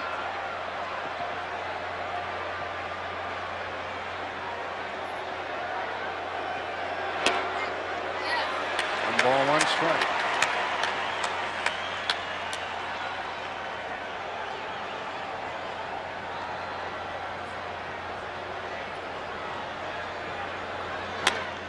Into right field for Justice. 2 out. Let's go down to Jim Kaat. Well, Jack and Timmy, all those years you caught lefties, Steve Carlton, I wonder how much of the back of his uniform you saw, because what's impressive about Avery's delivery, he makes an extra little coil turn away from the hitter, more so than most pitchers. I think that's where he generates a little more power and a little better snap on that breaking ball. Yeah, Kitty, we talked about hitters how they have to keep their front shoulder closed. It's the same thing with pitchers, and Avery does it very well. Now the batter is Gagne with 2 out.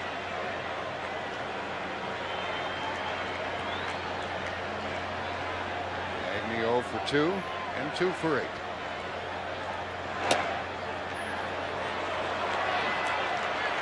Yeah, I think, Timmy, you mentioned earlier in the season of Steve Avery working with his dad on his mechanics, and boy, they sure did it right, because you don't see many young pitchers with that perfect, that flawless emotion. Absolutely perfect mechanics.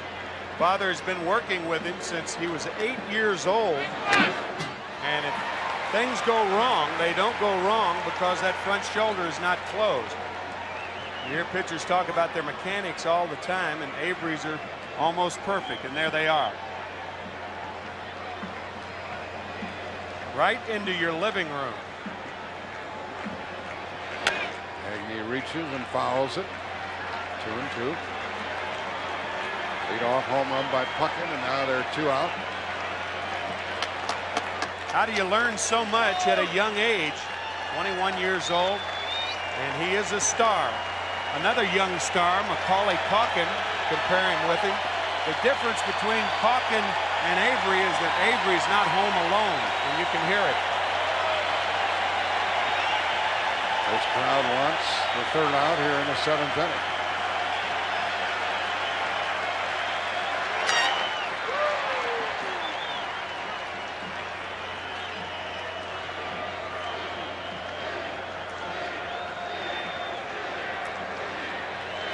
Minnesota now has 4 hits.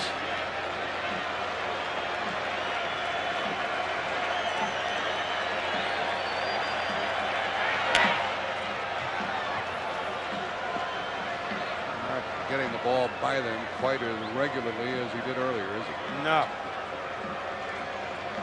Well, hitters turn it up a notch. You know, this is the 3rd time, actually the 3rd time that many of these hitters are facing Avery. Their bats have sped up, and his fastball has slowed down. Right center for Justice, and now Lemke goes out and handles it. 1 run on 1 hit. 7th inning stretch time. The score 4-2 Atlanta.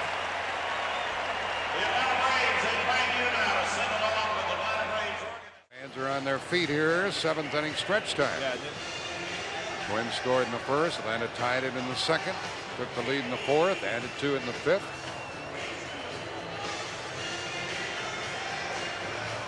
David Justice. There's Bobby Cox. Justice in the middle of a lot of things here this evening, as he has been throughout this series. Here's Pendleton to lead it off. 0 for 2 with a walk and a run scored.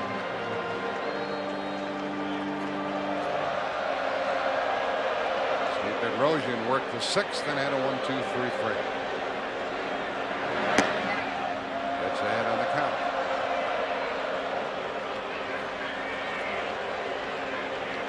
Steve Bedrosian originally signed with the Atlanta Braves. He lives in the Atlanta area. He has a farm in Noonan, Georgia.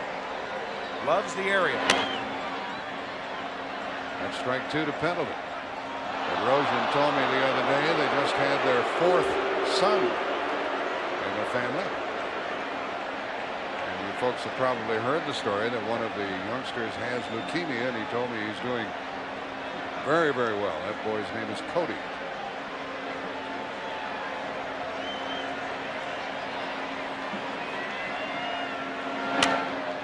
Still strike 2. Pendleton, Gant, and Justice in the Atlanta 7th. There's Jack Morris doing some charting. He'll be coming back tomorrow night against John Smoltz.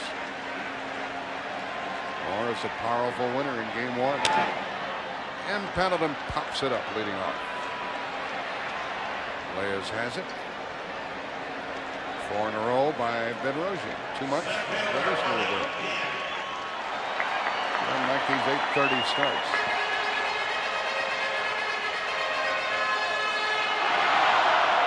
Ron Gant is 0 for 3. 4 out of 11.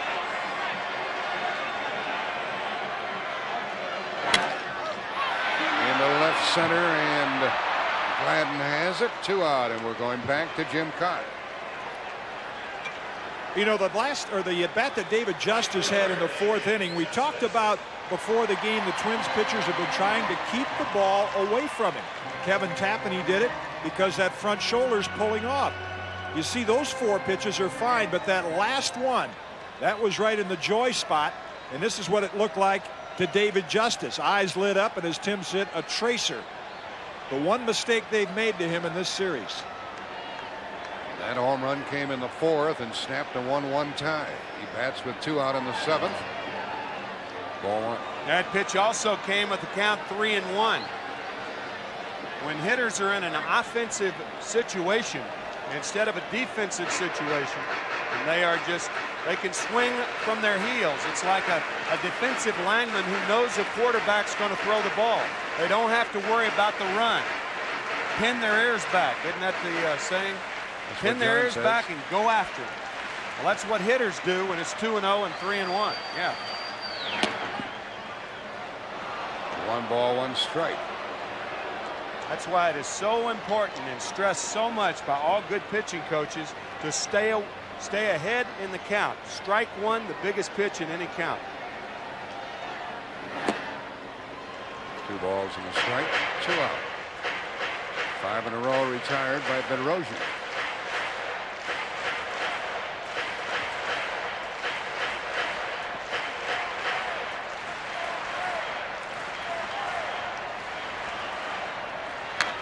Two and 2. With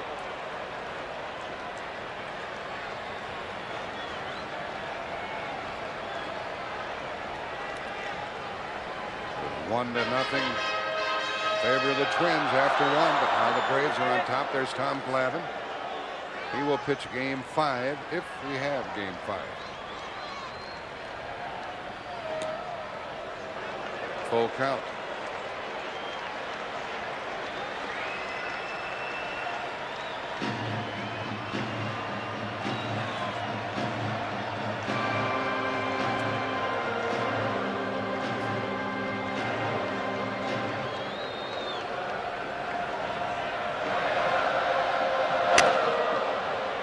Herbeck made a good play, and 6 in a row by Bedrosian. Now we've played 7 innings, and Atlanta has a 4-2 lead over the Twins.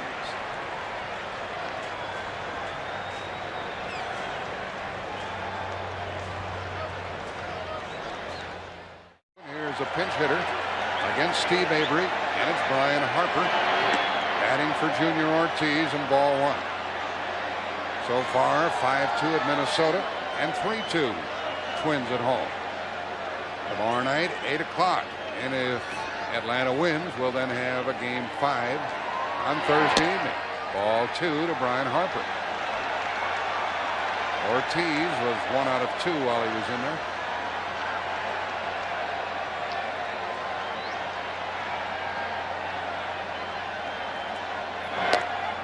There's a strike down in the Atlanta bullpen. Alejandro Pena cranks it up. Across the way, Carl Willis. And he will become the 5th pitcher for the Twins. Count goes to 3-1. Talked about Harper before, about his good bat control, Tim. Doesn't walk, doesn't strike out very often. Chili Davis waits on deck to bat for Bedrosian. Things are on the move here. Only 22 strikeouts and 14 walks on the year. He usually puts the ball in play. Avery gives a strike is called. Umpire called a strike on that one, and that makes it 3-2. Harper couldn't believe it. He had tossed the bat away, and he was well on his way to first.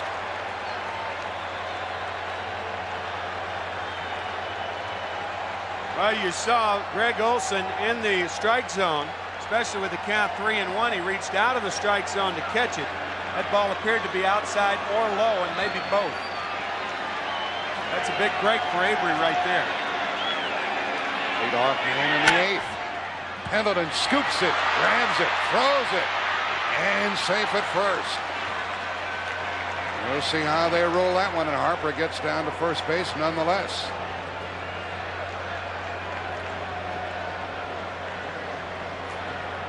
Because he backhanded the ball, they may give him a base hit. But because Terry Pendleton is such a good fielder, they're going to give him an error. Sometimes you're penalized by your ability. Pendleton is such a slick fielder. 2 gold gloves to his credit, and this is an error, but with some third baseman, it could have been ruled a hit. That brings Bobby Cox out of the dugout. He didn't like the 6th inning or the 7th inning, and the Puckett home run. Now the error, and he lifts Steve Avery. Alejandro Pena will come in and listen to this crowd.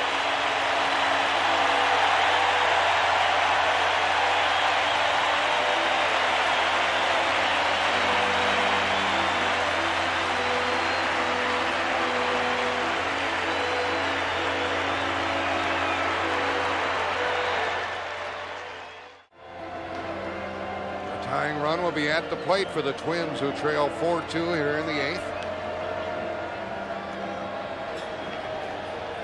Steve Avery did all he could. 7 innings. No walks. And he struck out. He gave 4 hits, struck out 5, and allowed 2 runs. So Pena takes over. Alejandro Pena obtained, as you look at Brian Harper, the runner at first base, Pena obtained by the Braves on August 31st for Tony Castillo and Joe Roa, a right-handed pitcher. And he has been a terrific pitcher for the Braves. 11 for 11 in save opportunities during the season, 3 saves during the NLCS, plus a 2-0 record. And Chili Davis, when they faced each other in the National League, was 3 for 10 against Pena. They play behind the runner at first base. That's Harper, nobody out. Top of the 8th inning. Tying run at the plate. Chili Davis homered Sunday night. He takes ball 1. You'll see some fastballs from Pena. You'd want to throw Chili Davis fastballs anyway. He is a devastating off-speed hitter. We saw him take the Tommy Glavine changeup the other day, deep for a home run. He got a big swing of that one. How about that?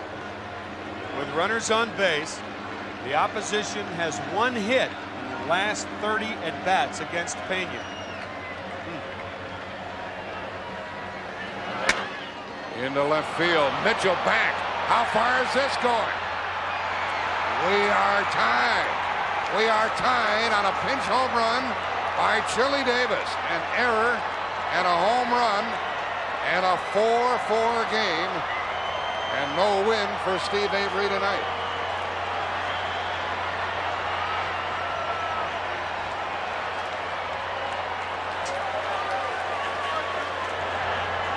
McPhail is the general manager of the Twins, and up in Minnesota in the Metrodome, they are celebrating the home run by Chili Davis.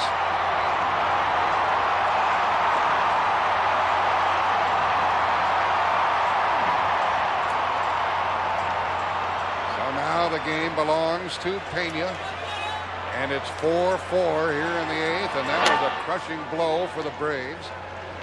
Now face Dan Gladden at the plate. And a big blow, obviously, for the Twins. Chili Davis and Scott Erickson roomed together in Minneapolis. So I guess Chili's saying, Scott, that was for the room. He got him off the hook. Gladden strikes 2 on the foul. An opposite field home run, 29 during the season, 2 here in the World Series. The second 2-run homer for Chili Davis. And still nobody out in the Minnesota 8th.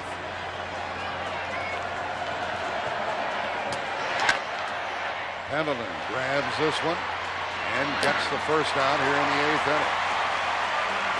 You know, you talk about the Twins coming to Atlanta, and everybody's talking about the DH and how you're not going to be able to use Chili Davis, only a pinch hitter. All 3 pinch hitters for the Twins tonight have gotten on base. Single by Larkin, a hard hit ball that was an error by Brian Harper, and now the 2-run homer by Chili Davis. So Tom Kelly's pinch hitting crew getting a lot of mileage out of their hits. Knobloch is 0 for 2 with a sacrifice fly. Here's Jim Kaat. But Timmy, based on what you just said, that pays off with all the at-bats that Tom Kelly has given those guys off the bench, because they led the American League in pinch hitting. That was a big one by Chili Davis. It falls behind 2-0 to Chuck Knobloch. Things are very uneasy for these Atlanta fans. And the Twins already up 2 games to none. Climb back into a tie here in the 8th inning. And psychologically, already the Atlanta Braves with Pena, he had 14 save opportunities. He hadn't blown one this year. This is his first blown save opportunity for the Atlanta Braves.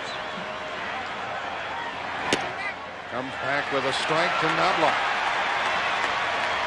They have 8,000 people up in the Metrodome watching the game. There's a live shot. And they're right back in this game, 4-4, 8th inning.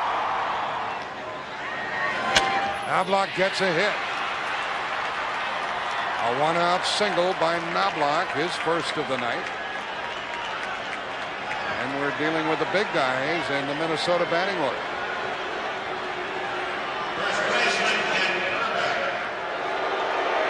Herbeck is 0 for 3, and in the 6th inning, with 2 men on, he sent Ron Gant to the center field wall to make the catch of a fly ball. Tough situation for Bobby Cox. That banner referring to Herbeck's picking Ron Gant up on Sunday night. But you can't bring the left-hander in right now to pitch to Herbeck, because if Herbie doesn't hit into a double play, then the left-hander's got to face Kirby Puckett, who's on deck. Knobloch, a threat to steal, draws a throw. He stole 25 bases during the regular season. Think of how Tom Kelly's batting order tonight has worked in his favor. This is the first time this year that Herbeck has hit in front of Puckett.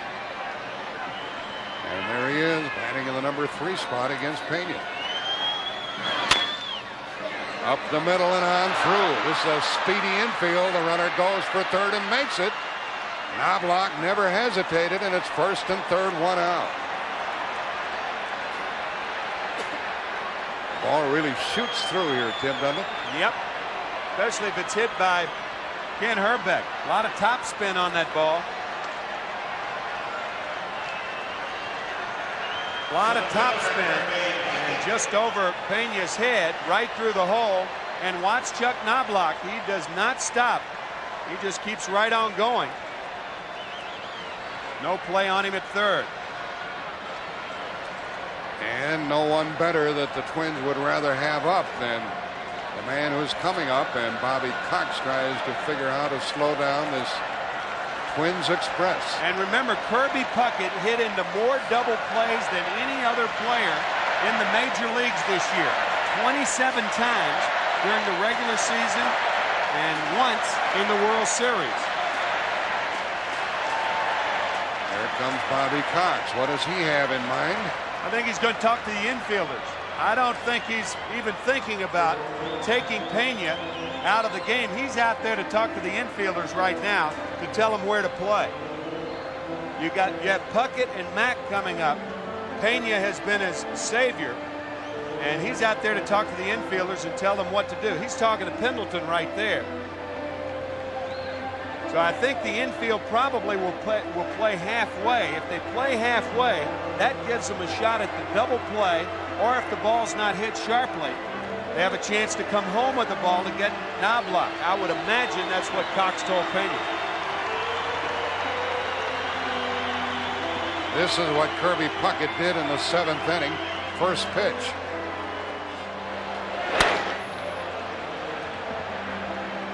That made the score 4-2.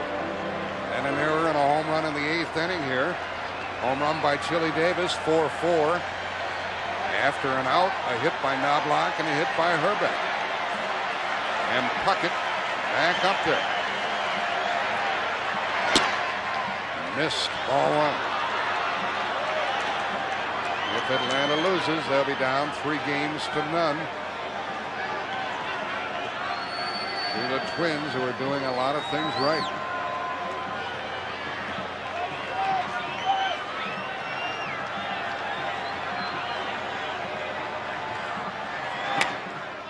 One ball, one strike. Puckett would like at least a fly ball to snap this time.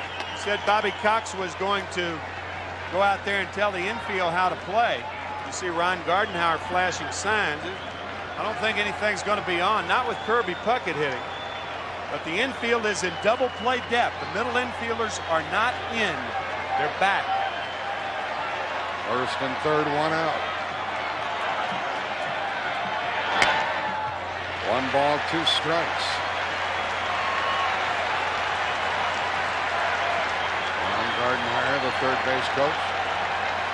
See him clapping his left hand. That's about it. There's nothing on right here. Swing the bat, Kirby. That's the sign. What'll it be? Will Puckett snap the tie? Can Pena get the strikeout or the double play? First and third, one out. Changeup was shaken off, and now he's going to go to the slider. In the dirt, and Olson saved a run. What a play that was by the Atlanta catcher. A 2-2 count. Boy, that was a terrific play by Greg Olson. You could see Pena shaking off the changeup. He shook off the fastball, and he wanted the slider. 3 for the slider, and Olson makes a terrific save. Pena threw a wild pitch like that in the Pittsburgh series that darn near cost Atlanta.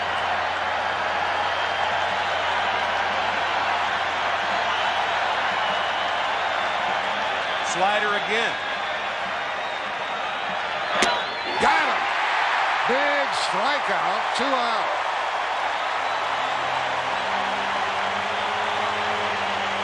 He not only got him, he got me too. That was not a slider. That was a fastball.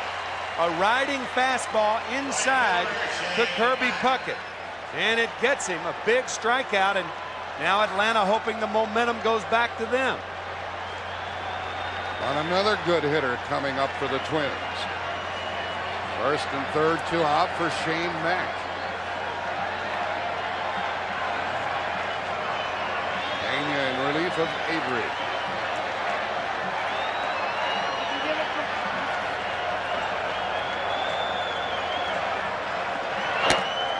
Ball 1. 3 of of the Minnesota runs charged to Steve Avery. And the 4th to Pena, who served up the home run to Chili Davis. Shane Mack is 0 for 10 in this series.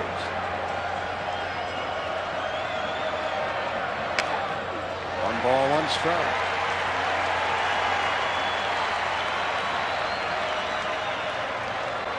Chili Davis did his damage. Tied the game here in the 8th inning with a pinch home run. Shane Mack wants to do his damage. Pena struggling to get out of the 8th.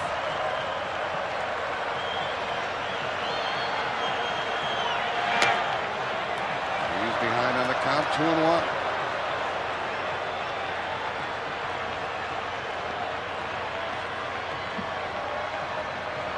That's the picture. Knobloch at 3rd and Herbeck at 1st.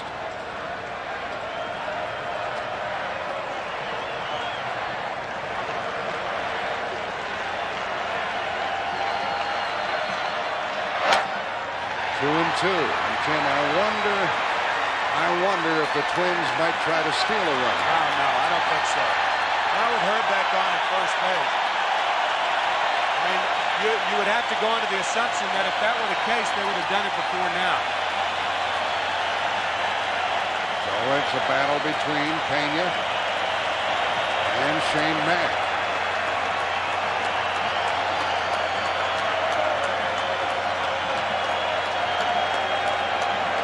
Crowd trying to get back into it here in Atlanta. Runner gone. And a foul to the screen. You were right, Jack. They did exactly that. They sent the runner, Ken Herbeck. And then if you're a catcher, you have to decide whether to throw through or not. Count 1 and 2 still to Shane Mack. Looked like the Braves infielders were not going to cover. It did, didn't it? Second baseman and shortstop held their positions. See if they do it again then. 2 on, 2 out, 2 balls, 2 strikes, and it stays the same as Herbeck was going again.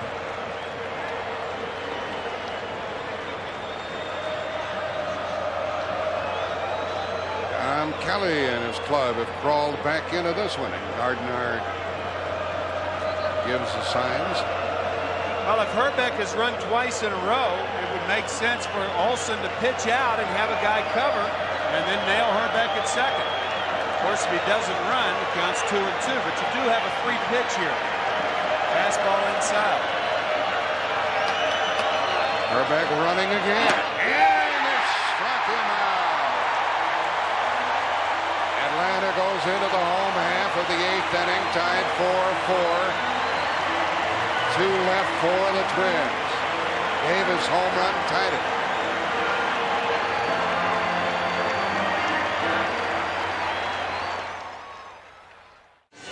Well, the Braves are in a precarious position, batting in the bottom of the 8th, tied with the Twins, 4-4. The new pitcher for Minnesota, their 5th of the night, is Carl Willis, who was terrific against Toronto in postseason play. The new right fielder, and batting in the number 9 spot is Jarvis Brown. And so the pitcher, Willis, will bat where Shane Mack had been. That's in the number 5 spot. Shane Mack 0 for 4 and 0 for 11 in the series. And the pinch hitter, Brian Harper, is the catcher. So it's a new battery for the Twins, who scored 2 in the top of this 8th inning to tie. Sid Bream leads it off, and that's ball 1. That is the chant that you may have heard in the National League Championship Series. Along with the chop, it is Sid, Sid. Bream has lined out to first, doubled and walked, and leads it off in the home 8th. Willis used to be in the National League with the Cincinnati club. Ball 2. You mentioned, Jack, that Atlanta's in a precarious situation, and that is true if you compare them with how they went into the top of the 8th with a 2-run lead. But a home club hitting in a tie ball game in the late innings, a decided advantage. Twins have to have 6 outs to keep them from scoring a run, and Atlanta has 3 unless it goes to extra innings. That's low to Sid Green. Green gets a big swing at the ball, but he usually controls the strike zone very well. Good low ball hitter. But he is in an advantageous hitting position right here. 3-1 the count. He pops it into left center field. And Puckett wants it and has it. And here is Jim Kaat. Catcher Greg Olson. Well, Kirby Puckett had a key at bat in the top of this inning, and let's take a look at the CBS inside pitch and see how Pena went after it. Outside for a ball. Now a couple of strikes. Now a pitcher goes away to get a hitter out inside. The slider away, back with the high fastball inside to polish him off. There's a look at it at about 88 miles an hour. Good sequence. Olson is up. Strike 1 to him. The key play in that sequence that Jim was talking about, the play by Greg Olson catching that slider out of the strike zone. That prevented a run. Certainly did. Olson, a foul tip, strike 2. Olson has walked twice and he's 0 for 1. Twins not only tied it in the top of the 8th, but they had first and third and only 1 out and failed to score. Aerial shots tonight from the Spirit of Akron, brought to you by Goodyear Tires and your local Goodyear retailer.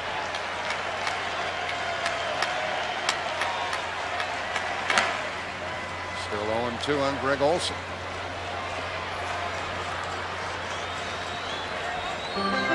Both bullpens quiet at the moment.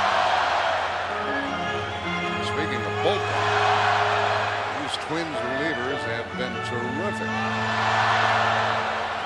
Willis appeared in 2 games, gave no runs against Toronto.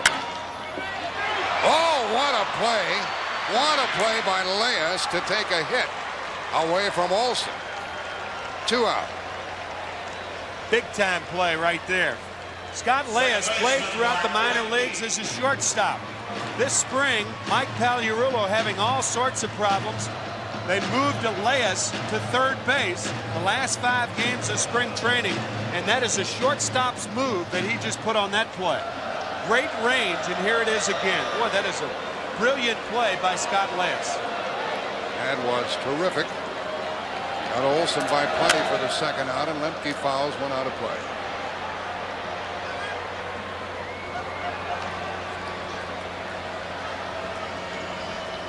Mark Lemke has a hit, 1 for 3.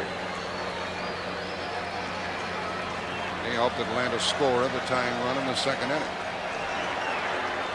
Jeff Blauser tossing ball in the glove. And Lemke pops it up for Leas. That catch sends us into the 9th inning tied. Minnesota 4, Atlanta 4.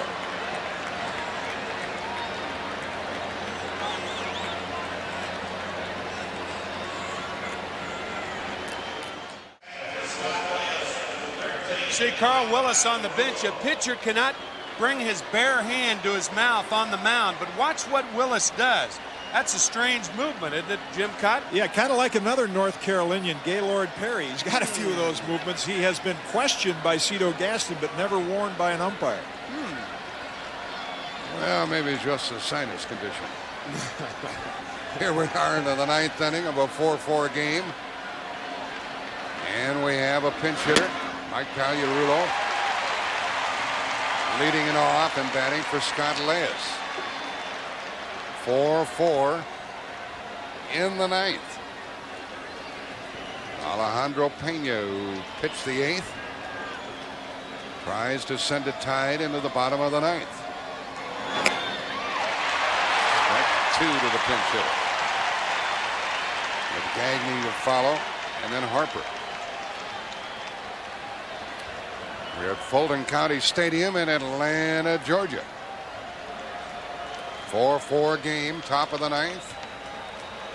Pagliarulo leading it off, 1-2.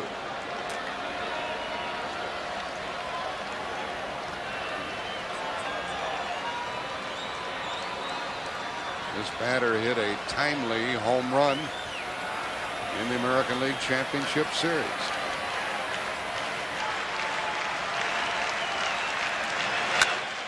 That's going to go out of play. That was in game 3, 10th inning against Mike Timlin with a count 1 ball and no strikes. A 2-2 game, and here's what Pagliarulo did.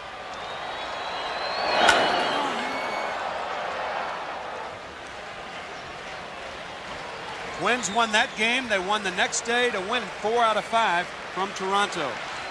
Here they are trying to make it 3 games to none against Atlanta. 1-2 to the hitter, and it stays that way. Keep in mind that the Minnesota Twins have never won a World Series road game. They have lost 6 in a row, 3 in 1965 and 3 in 1987. Pena gets it.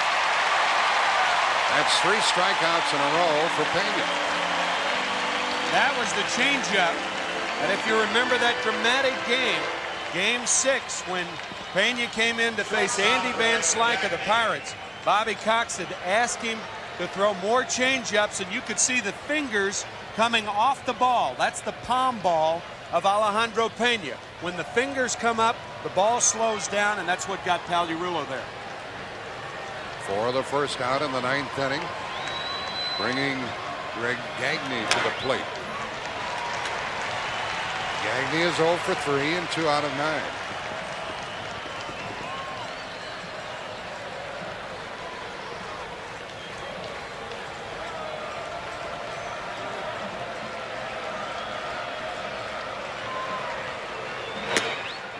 One ball, 1 strike. We mentioned the 6 in a row in Minnesota. You have to go all the way back to October 7th, 1925, when this franchise won their last road game. Walter Johnson won it over Pittsburgh, and since that time they've lost 11 in a row, including the 6 at Minnesota. Gagne hits it into right. Justice camps under it. 2 out. Minnesota moving from our nation's capital in 1961, so this is the 30th year that the original Senators have been in Minneapolis. Prior to that, the only Minneapolis-Washington connection was Hubert Humphrey. Right. And prior to that Major League franchise, Minnesota used to be in AAA and play at old Nicollet Park. And Willie Mays broke in there. Harper is the batter, reached on an error and scored on Chili Davis' home run in the 8th. That ball will be chased by Justice. Can't get there. Looking ahead to the bottom of the 9th inning. It's the number 8 hitter due up for Bobby Cox. And then Pena. Keith Mitchell with Lonnie Smith out of the game.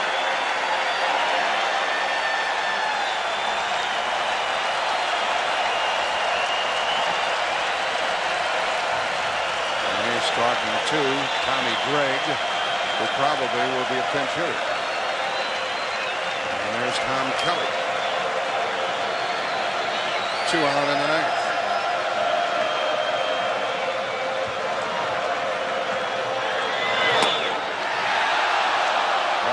2 strikes. The crowd thought they had him struck out.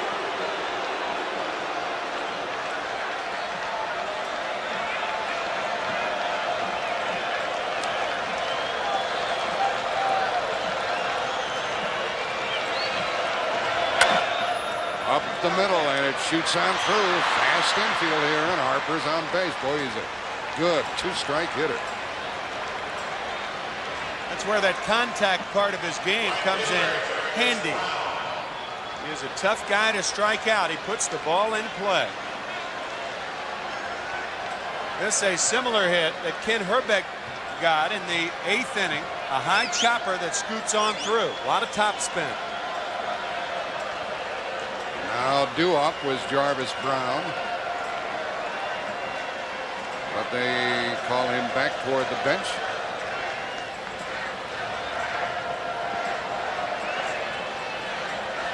And it's going to be Randy Bush. He will bat for Brown.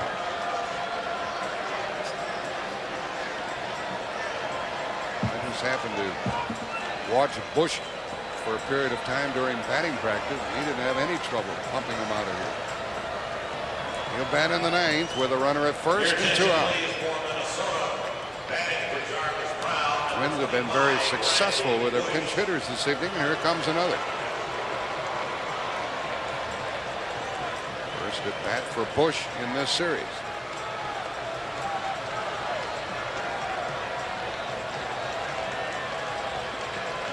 That's the 4th hit in less than 2 innings against Pena.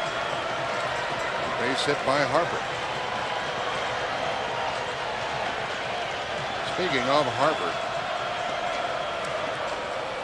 Whitey Herzog was quoted recently as saying that was the biggest mistake that he's ever made running a ball club, was turning Harper loose. Outfield deep to the right for Bush. And there's a strike. Let's go down to Jim Kaat.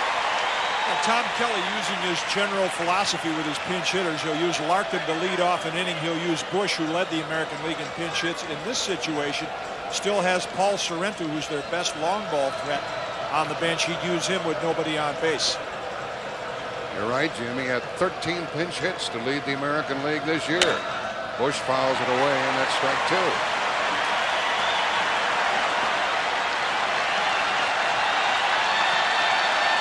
And the crowd wants this visitor's 9th to come to a screeching halt. Atlanta's been out hit 7-5 in this game.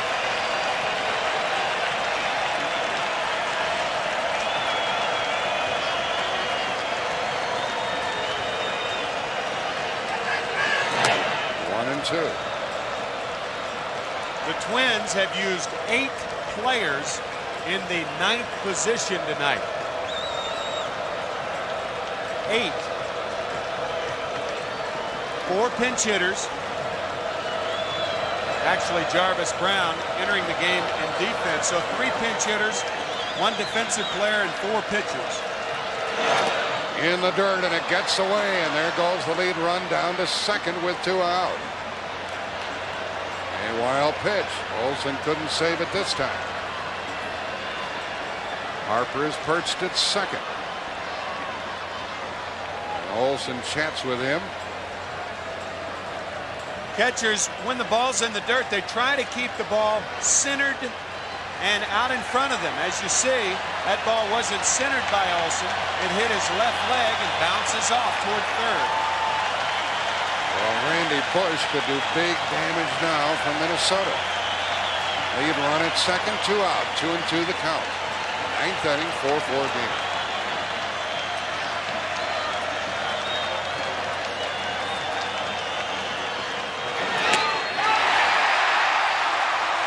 Four strikeouts for Pena. 1 left for the Twins. They've left 5. We go to the bottom of the 9th, and we're tied at 4.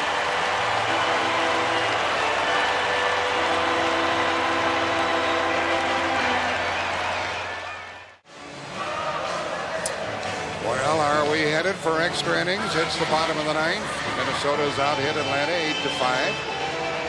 And Mike Pagliarulo, pinch hit, takes over at third base. And another pinch hitter, Randy Bush, becomes the third right fielder of the night for the Twins.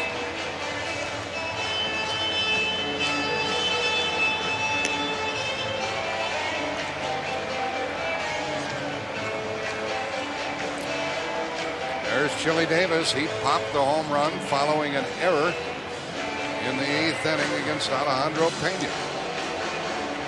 Remember, Atlanta was in pretty good control in this game. Took a 4-1 lead into the 8th inning. An error by Pendleton. Home run by Davis. And a big threat went down the tubes for the Twins, and then they left the runner at second base in the ninth, and Belliard will lead it off. We're going to have a pinch hitter for Pena.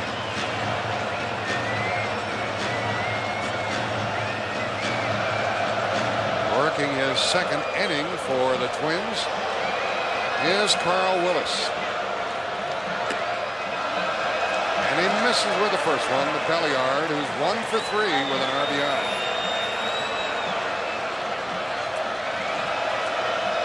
There's Tommy Gregg. He will bat for Pena. There's ball 2 as Belliard can be tough to pitch to, Jim. Small strike zone, and you remember the 2-strike bunt that you had the other night in Minneapolis. And because of that, Pagliarulo in at third base, and even if Belliard gets 2 strikes on him, I would imagine he'll stay in.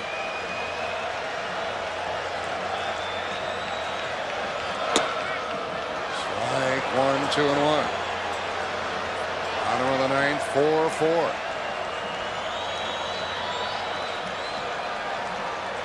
Minnesota won game 1, 5-2, then 3-2. That's ball 3.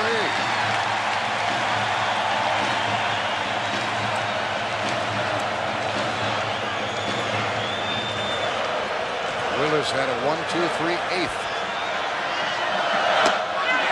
He walks the leadoff hitter in the ninth. And that's going to change the pinch hitter. Yeah, Tommy Gregg, the #1 left-handed pinch hitter, and Bobby Cox has changed his mind. He does not want a pinch hitter up there. He wants a pinch bunter. So he is going to go with the left-handed hitting Jeff Treadway. Treadway for Pena.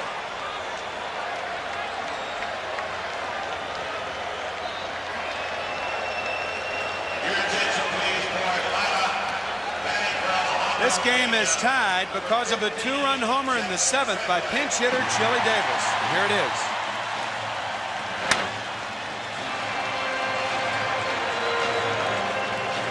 That made it 4-4, and that's where we are.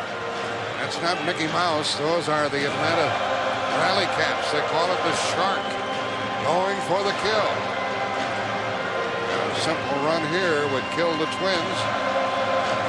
Put the Braves right back in the thick of things. Look where Pagliarulo is playing at third base as Treadway is up there. It's going to be very, very difficult for him to get it down. He bunts in the air. And the play to first. Boy, he was lucky with that one. And good base running by Belliard. Outstanding base running by Rafael Belliard. You don't understand what a precarious position that a runner is when the ball is put in the air. This is outstanding base running by Belliard. He was going. He thought because Herbeck was holding him on, he gauged the distance correctly. He realized that Herbeck didn't have a chance for this ball. He stopped momentarily, but by taking off, there again, we're talking about instincts. Fine instincts by Belliard. Now the batter is Keith Mitchell. Ball 1 to him. A base is open for Carl Willis, who's in big trouble. This is the first at bat in the series for Keith Mitchell. We talked about the fact that little guys have been doing a lot of harm in this series. 1-1. They have a little potential winner on second base. That's Belliard. He's there with 1 out, and he's able to get a big lead. Keith Mitchell batting for the first time this evening.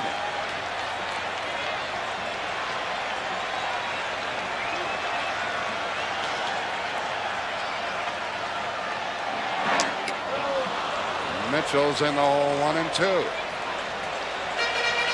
The left-hander Guthrie is warming up. Mark Guthrie for the Twins. And for Tom Kelly.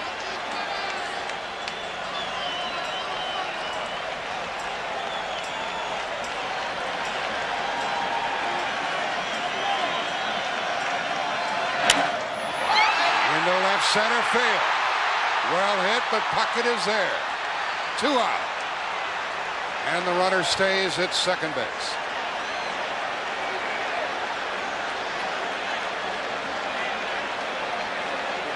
It's not a grievous mistake, but what you want to do on a situation like that, or in a situation like that, is go a third of the way to third. If the outfielder makes the catch, then you have time to go back to second and tag up and go to third. If you go halfway, you're too far to get back. If the ball drops, then you're in a position to score. If you go right back to tag up and the ball drops, you may have a tough time scoring from second base.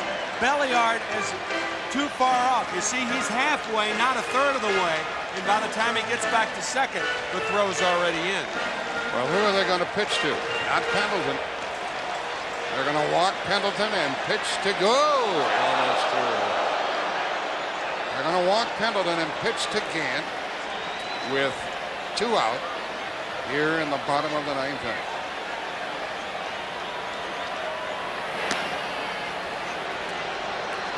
There's Ron Gant. Hitless on the night, 0 for 4. Pendleton had been 0 for 3 with a walk, but they're putting him on. It's Scott Leyes. He was one of the heroes in Game 2 in his home run. Won the game. Well, Atlanta hasn't had a hit since the 5th inning.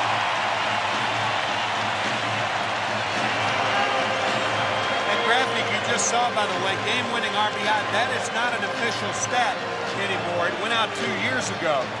But going on the same basis of what we used to go by in baseball, Ron Gant did lead the majors with those 22 game-winning RBIs, even though it's no longer an official number. 2 on, 2 out for Ron Gant. Foul ball. He turns on almost every pitch.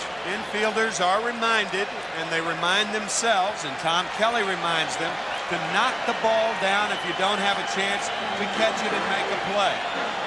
That way you prevent the winning run from scoring.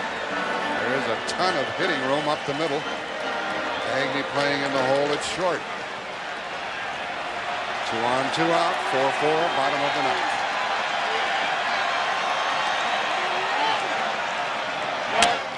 Right at Gagne. He was right in the proper spot, and that sends us into the 10th inning. The positioning of Gagne was perfect. Atlanta leaves 2. They left 8. We go into the 10th inning. 4-4.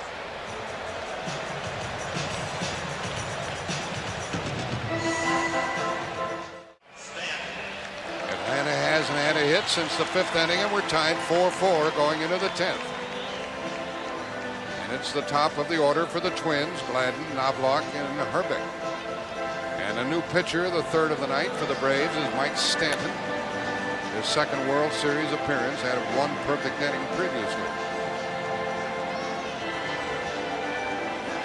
Twins tied it in the 8th, and here we are in the 10th.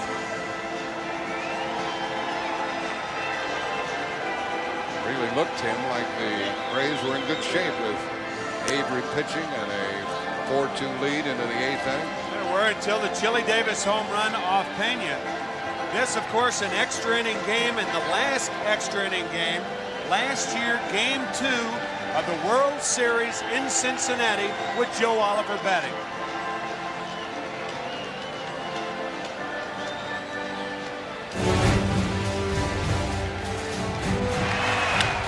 That ball is fair. Cincinnati's ahead, 2 games to none.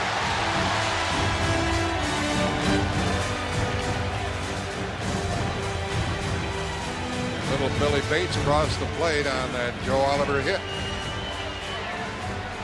Here is the top of the order, represented by Dan Gladden. Had a triple in the 1st, scored a run, a tainted base hit. He's 1 for 4. Darnier hit 1 out in the 6th inning. Standon's first pitch in the strike.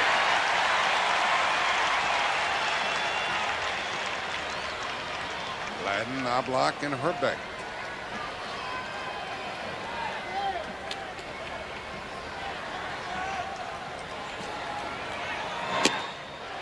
And 1 missed. Stanton, one of the many left-handed pitchers on this Atlanta staff.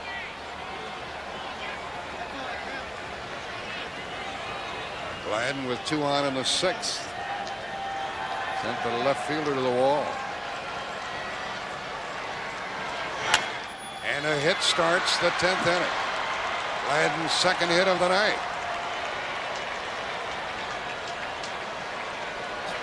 And we'll see how the Twins play it with Knobloch. Second baseman, If they bunt, they'll have Herbeck and Puckett coming up. They've got a lot of ways to go. They can steal Gladden. Of course, you have the left-hander Mike Stanton out there who has a good move to first base.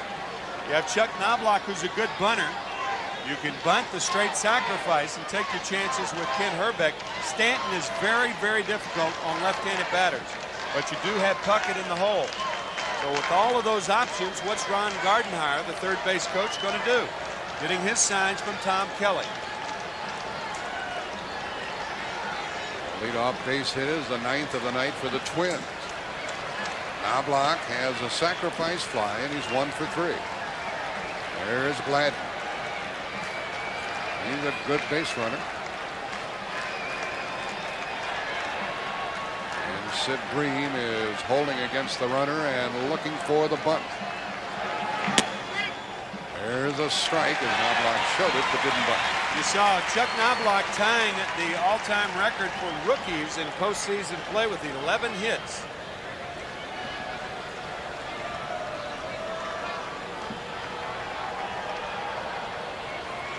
Well, Atlanta put their leadoff man on in the bottom of the 9th. Didn't get him around. Now the 10th starts with a base hit.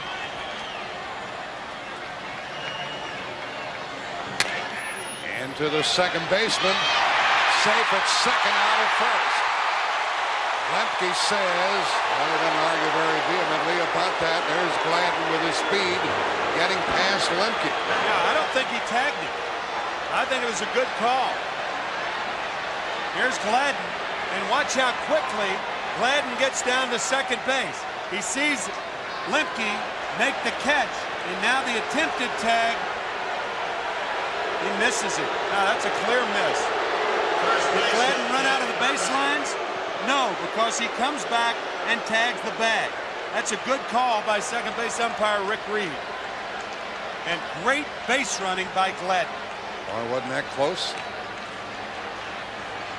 Almost a double play to bail the Braves out of it for the moment, and Herbeck is out. He bails, and that's a strike. To you as the runner, you have to keep your eye on the ball, but as importantly, the second baseman who's going to catch the ball. Gladden did both very well. An excellent piece of base running by Gladden.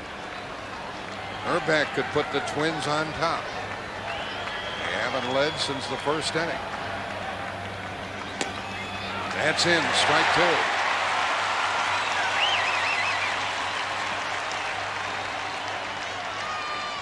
Herbeck batting in the number 3 spot this evening.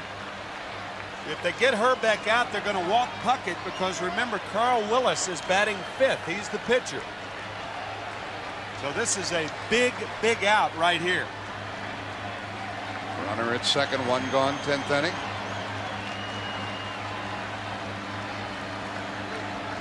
Oh and 2, 0 and 3.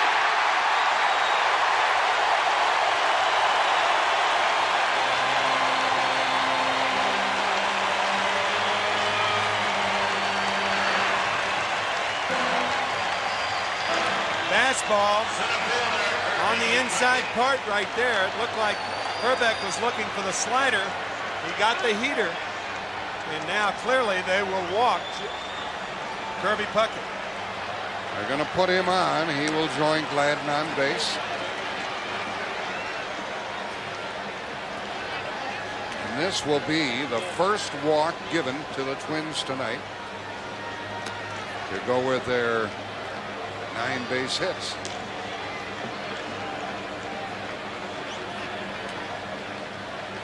And the Twins running out of players.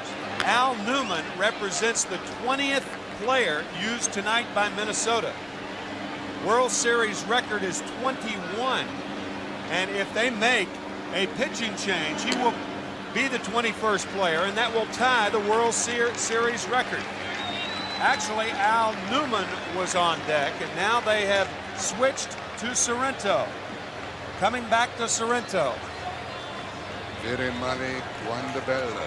Paul Sorrento is going to come up now and pinch hit with 2 on, 2 out.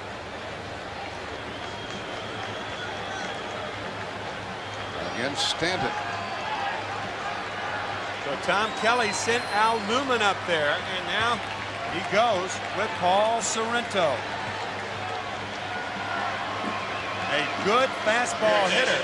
As a matter of fact, the Twins had an option of putting either Pedro Munoz or Paul Sorrento on the postseason roster. They opted for Sorrento because he handles the fastballs very well. We'll see. Gladden on at second base. He started the inning with a base hit. There he is. And then they walk Puckett. And there are 2 out. And Sorrento could be the Twins' hero here in the 10th. Strike to him. 4-4 the score. There are the runners. Twins need a 2-out hit.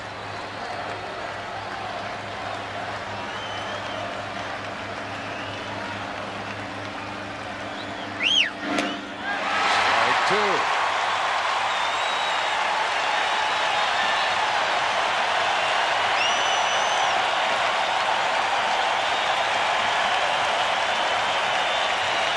Minnesota has left 5.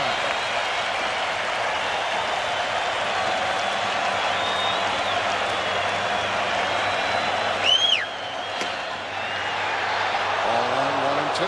Funny, Paul Sorrento attended Florida State University, home of the Florida State Seminoles. That's where the tomahawk chop started, and now he's hitting, and he's got the tomahawk chop against him. He hasn't batted against left-handed pitchers very often in the big leagues. And down he goes. Second strikeout in the inning for Stanton. The Twins have left 7, and Atlanta comes to bat in the bottom of the 10th inning.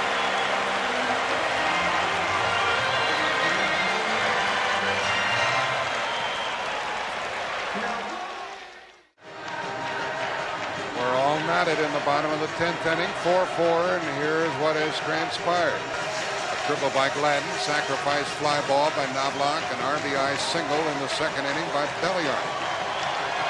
Justice home run snapped the tie. Home run by Lonnie Smith. Bases loaded walk made it 4-1 going into the 8th inning. An error and then a home run. Or first of all, Puckett's home run made it 4-2. Then in the 8th inning, the error and the home run by the pinch hitter, Chili Davis. And there's been no scoring since. The new pitcher is Mark Guthrie. I think when you talk about the game being knotted, I think that is quite appropriate because there are a few knots and a few stomachs in this ballpark. Mark Guthrie, the 21st player used by the Twins. Remember, they only have 25 men on the roster, so the only players left for Minnesota, Aguilera, Newman, and then 2 starters, Tapani and Morris.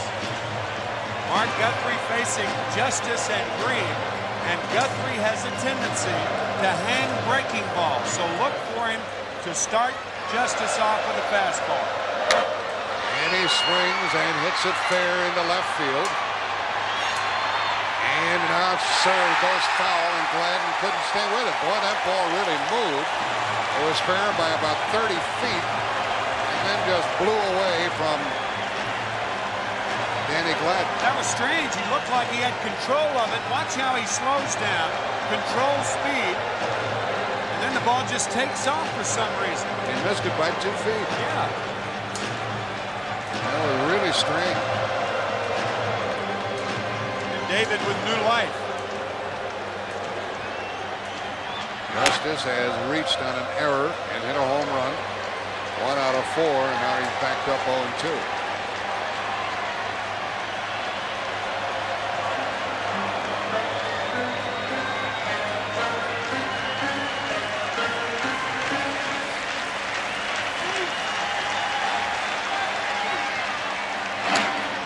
Mark Guthrie is the 6th pitcher of the evening for the Twins.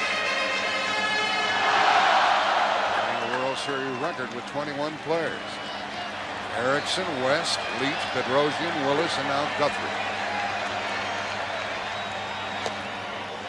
2 balls, 2 strikes. Not the only record tonight. Think of the formidable task ahead of Atlanta. This Minnesota Twins bullpen does not give up any runs. They've gone 30 2/3 consecutive innings without any earned runs scored against them. And that's a record. And Justice hits it to short left for Gladden. And there is 1 out here in the 10th inning. The batter is due to be Sid Green. But we're going to have a pinch hitter. Your attention, please, for Bobby Cox sends up Brian Hunter.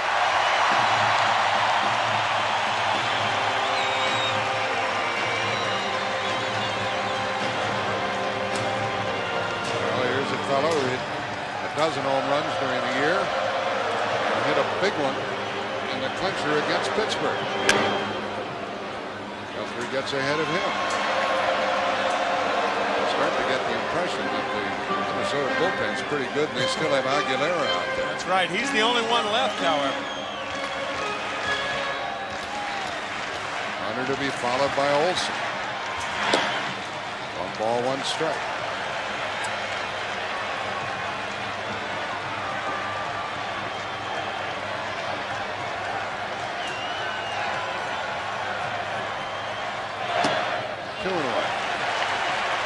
Atlanta put their leadoff man on base in the 9th.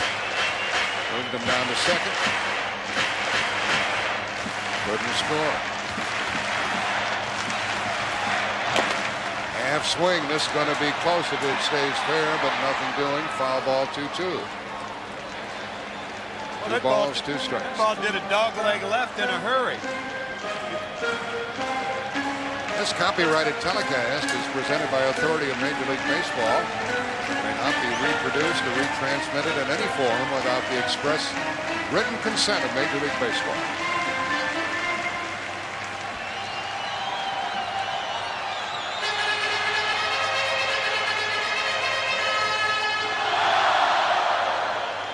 All 4 Atlanta runs. Charge to the starter, Scott Erickson, but his mates have taken him off the hook.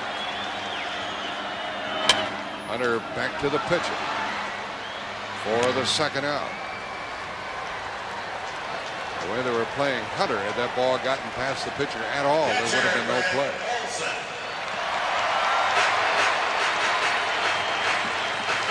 Harper goes out with a reminder about how to pitch to Greg Olson.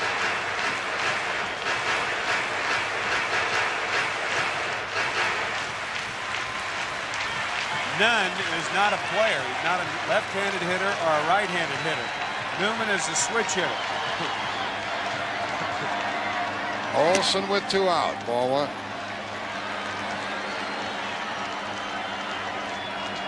Olson hit 6 home runs during the regular season. Fished a bad ball, and it's 1-1. Maybe a ways away.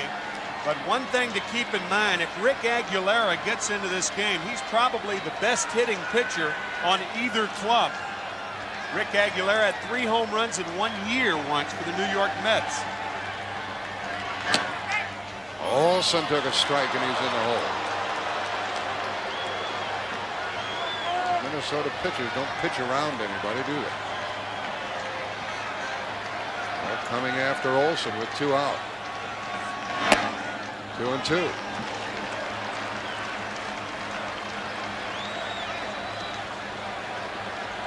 Twins are leading 2-0, and we're tied 4-4 in the bottom of the 10th with 2 out. And a hit into left center. Puckett playing deep. Olson's trying.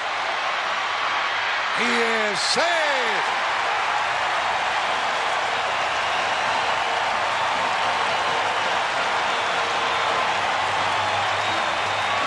Stuff about outfielders playing deep, it has to be modified. You can't play so deep that if the ball is hit almost straight away that you have no chance, that it's too long a throw. Puckett over several steps and he was so deep that his throw is so long that Olson has a double. You want to play deep, but not too deep to where when you get a ball, it's too long a throw. Olson in there with a double. And it puts it up to Mark Lemke with 2 out. Ball 1. Belliard follows him in the batting order, and they have a base open. So Lemke might have to go searching for something to hit.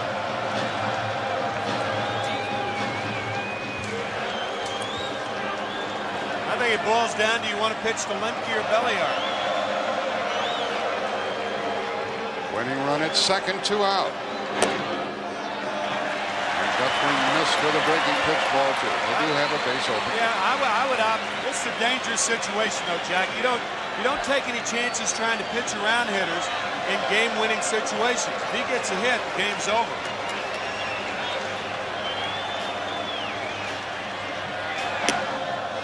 That's ball 3. And with Belliard hitting next, even Lemke might be swinging on 3-0. Maybe.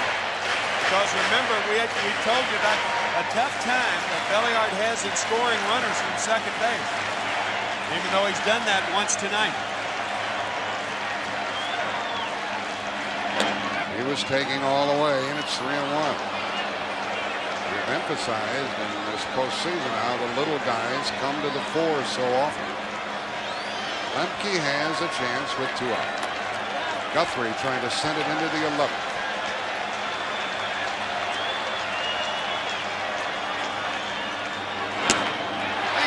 Going to be up to Belliard. But they're going to call him back.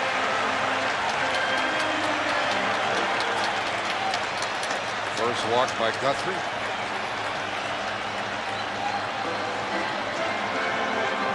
Seven walks given to Atlanta tonight.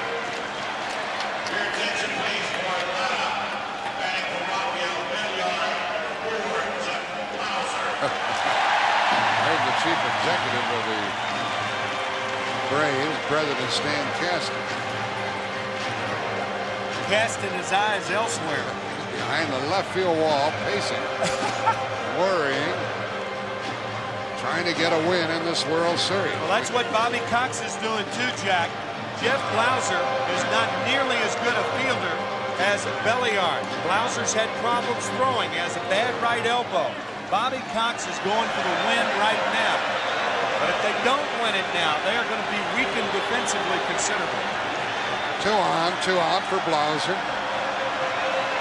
The Braves have left 8.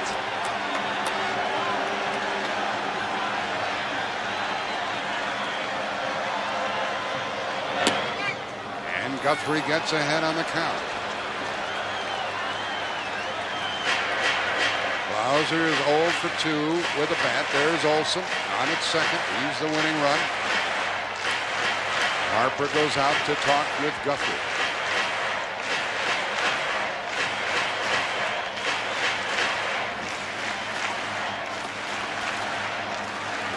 Yeah, Blauser could be an Atlanta hero.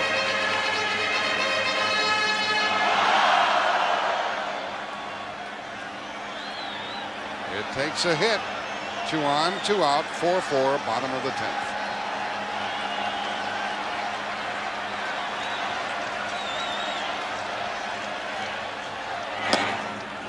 One ball, 1 strike.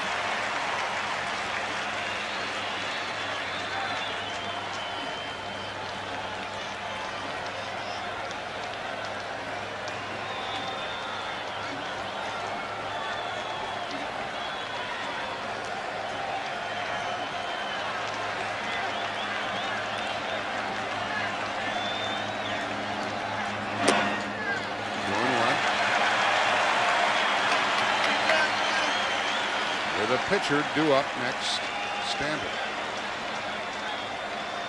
Guthrie has a base open, albeit third base.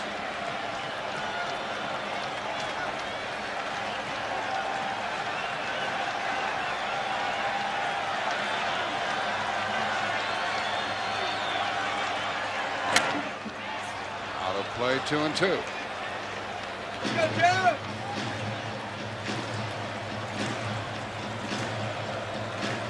Olson's double with 2 outs and nobody on. You see Kirby Puckett playing deep to prevent the double, and because he was deep, he caused the double. Now 2 on, 2 out, 2 balls, 2 strikes.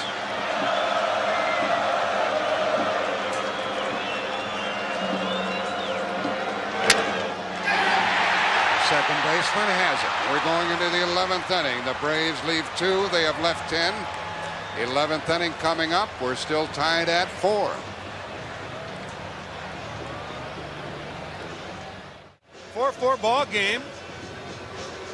This has been the longest World Series game since October the 11th, 1977, when the Yankees played the Dodgers. You may remember the Yankees won the World Championship that year, and in that series they had a 12-inning game versus the Dodgers. What, you may ask, is the longest World Series game ever? Well, back on October 9th, 1916, Babe Ruth, 21 years old, was the winning pitcher for the Boston Red Sox in the longest World Series game, and that game 14 innings versus the Brooklyn Dodgers. And then about 6 years later, Babe Ruth went on to become an outfielder. He did all right. I'll say.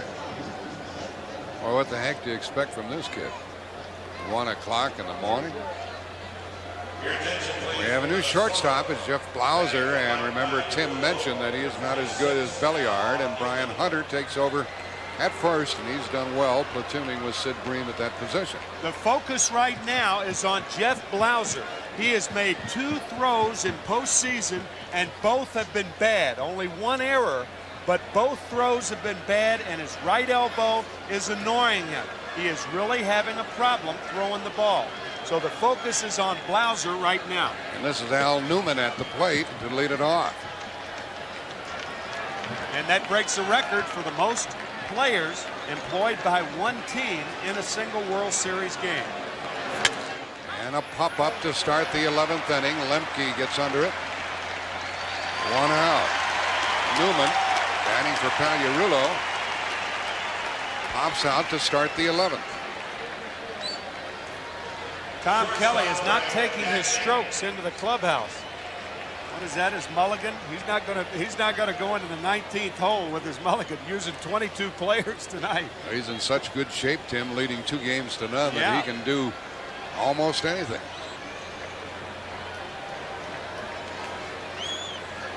Here is Gagne. Gagne is 0 for 4 and 2 for 10.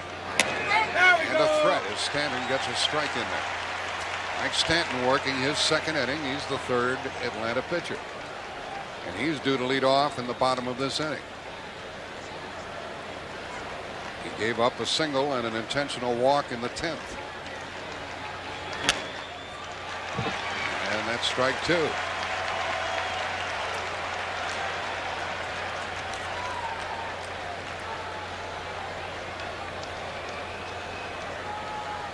The longest game I've ever broadcast, Tim, was a Cardinal-Met game, 25 innings.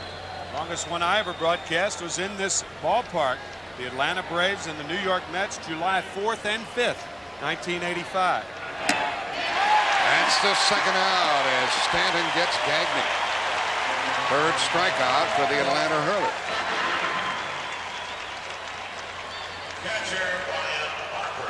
Well, happy Wednesday, everyone. We're at Atlanta's Fulton County Stadium, deep in the heart of Dixie, and we're 4-4 in the top of the 11th inning. Tim McCarver and Jack Buck. Minnesota tied the game in the 8th. And Kirby Puckett looks on as Brian Harper bats with 2 out. Ball 1. Jim Kaat down at the field level.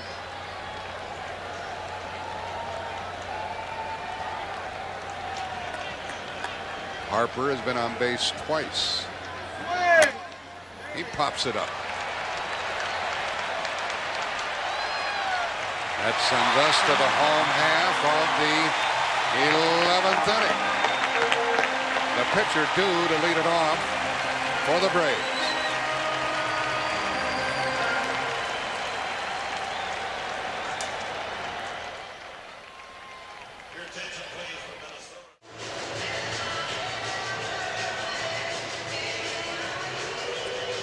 Twins have out hit Atlanta 9-6. Each team has made an error. The error by the Braves really hurt.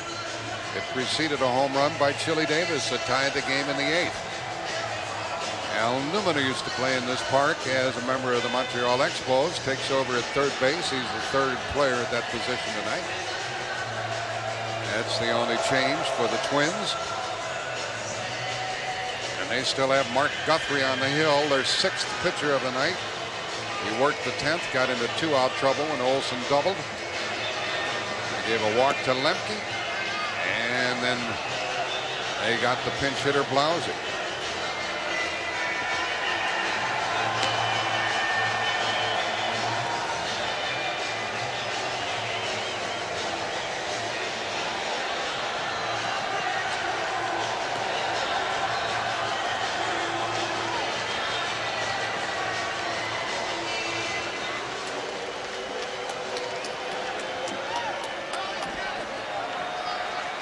I'll say this for Tom Kelly. He's shooting the works here tonight, trying to go 3 games up. The only players remaining for the Minnesota Twins, Rick Aguilera, Jack Morris, and Kevin Tapani.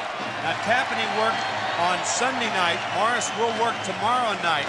Rick Aguilera, really the only able body, and Tom Kelly probably hoping now that nobody goes down on him, because if something happens, if someone gets injured, there's Jack Morris charting for tomorrow night. Tonight's game, that's right. Fell into one. First pitch is a ball to Francisco Cabrera. But if someone gets hurt, Rick Aguilera will be a position player. Cabrera pinch hitting and had a big swing, but fouled it back, and it's 1-1. Sprinkled among the many heroics of the Atlanta Braves season, back on October 21st, a 3-run homer by Francisco Cabrera to tie the game off Rob Dibble. And he lines it to Knobloch for the first out in the 11th inning. His first postseason at bat, he hits a scorcher towards second, and Knobloch was there, but that was the 3-run homer that tied it. And Atlanta, here it is one more time, Rob Dibble on the mound, 9th inning. Atlanta went on to win it in 13 innings. That was a memorable game for Atlanta, as was the Justice home run at Cincinnati. The batter now is Keith Mitchell. He's had 1 at bat and he's 0 for 1. Playing left field where Lonnie Smith started. Smith had a home run and was 1 for 4.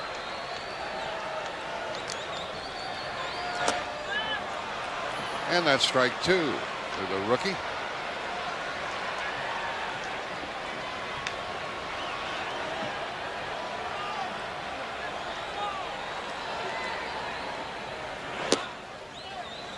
One and 2.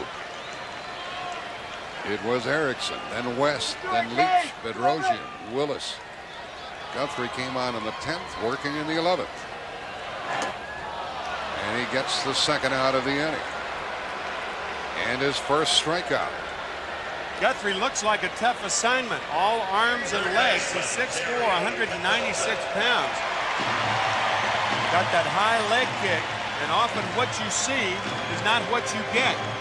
You have a tendency to swing in his motion instead of the ball. Now you're the hitter. Look at the high leg kick. Now that gangly motion, it looked like a splitter there, and Mitchell is down on strikes. Batter is Terry Pendleton.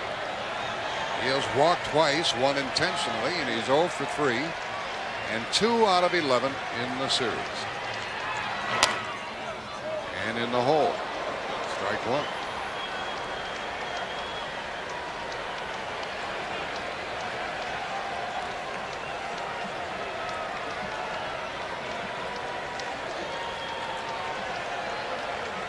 Braves haven't scored since the 5th. And that's strike 2.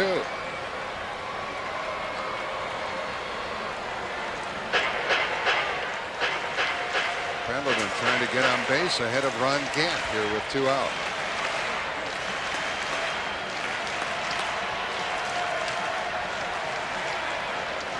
This crowd's quiet, but they're still here, folks. 1 and 2. They're not walking out on this one. 4-4, 11th inning. past midnight here in Atlanta. And this one is yet to be determined. 2-2. Guthrie's probably looking over the on-deck circle, taking a look at Gant and saying to himself, I better get this fella right now.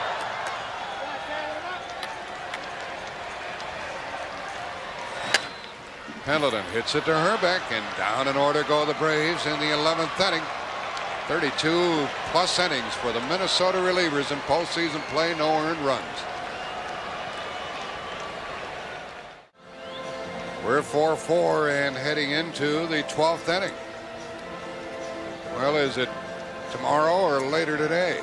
The Twins and the Braves in the 4th game, 8 o'clock Eastern time.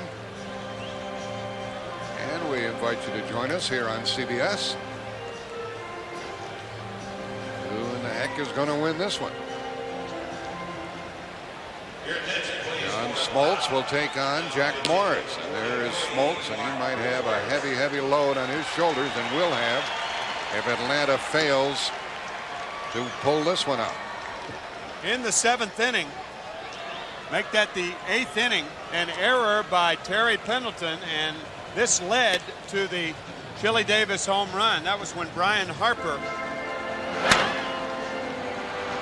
got on base on the error, and then the next pitch, Chili Davis off of Alejandro Pena to left field, his second 2-run homer in as many days, actually as many World Series games. He had one Sunday night. And that's where we are, tied at 4 here in the 12th. And that's why we're here. That Davis home run in the 8th. Both teams have had scoring opportunities since then, but nothing doing. Minnesota has stranded 7. They send up Randy Bush. He struck out as a pinch hitter back in the 9th inning. This new pitcher is Mark Wohlers. It was Avery, Pena, Stanton, and now Wohlers. And Atlanta hurlers have given up only 1 walk this evening, and that was an intentional pass. I mention that because Wohlers can throw hard, but the strike zone eludes him at times. And he's behind 2-0. The Atlanta bullpen continues to warm. Clancy, the right-hander, down there. High in the air for Ron Gant. 1 out in the 12th. And Randy Bush is 0 for 2. Now the left-hander is Kent Merker, joins Clancy in the bullpen.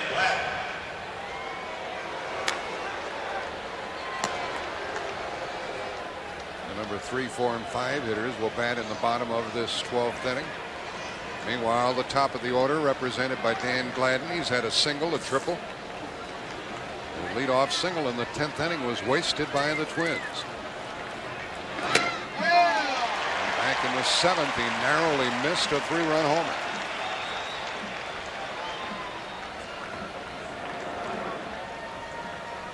There's Chili Davis.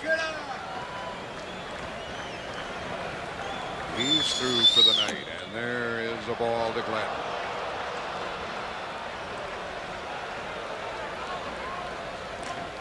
Twins leading 2-0. They're still sitting pretty no matter what happens in this one, and if they happen to win it. There's ball 2. Here's Jim Kaat. Well, Tim was mentioning about John Smoltz hanging around in the starting pitchers. Now Jack Morris sitting over there with his sneakers on, but not John Smoltz.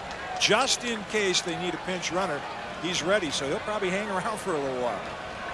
You never know in a game like this. How far are we going to go? Gladden hits it hard to right for his 3rd hit of the evening. Gladden singles with 1 out here in the 12th.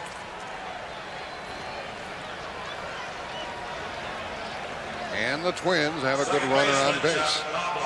And a good base stealer on base. Dan Gladden in the last game of the playoffs, game 5, a big stolen base. Stealing second base and then scoring the go-ahead run, and then a single by Herbeck. And the Twins won it 8-5. in beating Toronto. So look for Gladden to run sometime during this count. And the Twins would like to snap the tie here in the 12th inning and then get Aguilera on his feet in the bullpen. The batter Knobloch, he drove in a run with a fly ball in the first, and he has a hit, 1 for 4. A good hit and run combo up there. But not a good pitcher to do it against, because Wohlers is not in the strike zone often. You see that stopwatch that Tom Kelly has. He times the throws of the pitcher to home and the catcher to second. And if it comes out to 3.25 seconds or below, he won't send the runner. If it's above that, however, he will send the runner. Base hit by Gladden was his 3rd and the 10th for the Twins. They've out hit the Braves 10-6. Hunter holds against him.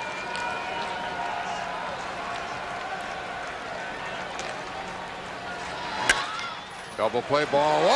Right through Lemke. And it's 1st and 3rd with only 1 out for the Twins. We told you about this lightning fast infield, and it hurt Lemke that time. Yeah, that's a double play ball that gets you out of the inning, and it looked like what Lemke did. He looked up before he had the ball. Clearly an error. Watch him look up. You see, he's ready to flip that ball before he has control. That is a common error on a double play ball hit like that, because you try to get rid of it too quickly. And it could be a key error on Mark Lemke, and I think Bobby Cox is going to make a move now.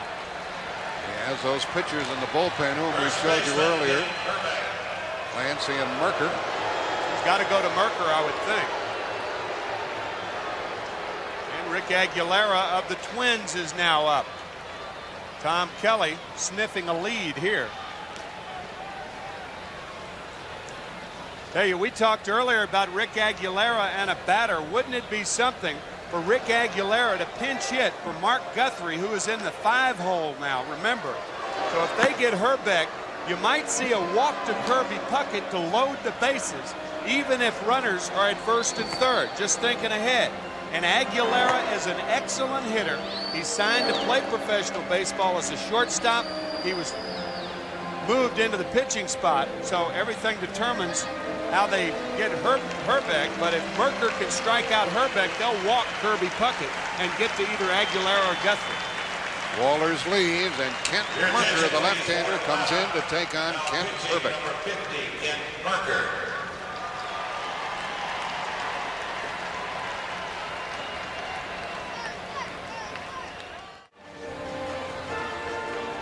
Twins and Braves tied here at 4. This game started with a ball that was misplayed in right field, and the most recent thing that happened, an error by Mark Lemke. As Jack Morris charting the game, he will be the starter tomorrow. The Minnesota Twins have used all of their regular players, and you can't look for Jack Morris. As Jim Kaat said, he's got his sneakers on. Well, Kent Merker is called upon to do good work, and Kent Herbeck is up trying to put the Twins on top. They haven't led since the 1st inning, and it's 1st and 3rd with 1 out. Base hit by Gladden, an error by Lemke. Herbeck has 1 hit tonight, 1 for 5. 1 ball, 1 strike. Merker is usually tough on left-handed hitters. Lefties have hit only 194 against him. He's into the game as the 5th Atlanta pitcher. Avery, Pena, Stanton, Wohlers, and now Merker. Gladden's the runner at 3rd, and across the way it's Knobloch. The runner going from 1st, and a foul as Herbeck falls in the hole, 1 and 2. They were playing behind Knobloch down there, and Knobloch, a very aggressive player. I'm not surprised he was running. 2 stolen bases in game 1. He was ready to stop too. Had Herbeck swung through that ball. Interesting play. If he steals second base, that certainly takes the double play out of order. First and third, the runner going again. Strike three called. And Knobloch steals second. That's the second out of the inning.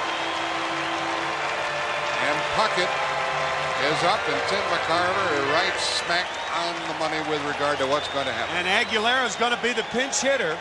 Here he comes in from the bullpen. What about this? Now, you know, this is unbelievable. He's going to be the 23rd player used. He signed as a shortstop. He had 2 home runs in 1986 for the Mets. He had 1 in 1987, but they haven't made a move yet. They're going to bring the right-hander Clancy in anyway to walk Puckett and then pitch to Rick Aguilera. And if Aguilera doesn't get a hit, now we're assuming all of this, if he doesn't get a hit, then he's in there for the duration unless Kevin Tapani, the starter Sunday, comes back. Unbelievable.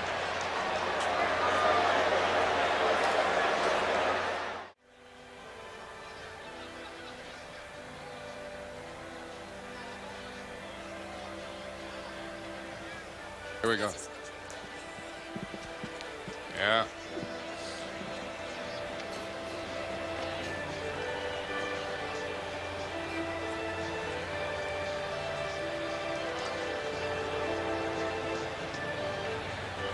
Things are happening here in Atlanta. Woo. We're in the top of the 12th. We're tied at 4. The new pitcher is Jim Clancy. He's the 6th of the night for the Braves, and let's go down to Jim Kaat. Well, Jack and Tim, you know, Smoltz and Morris might as well go to the bullpen warm-up. They're going to pitch a little later today anyway. What would an extra inning or two hurt?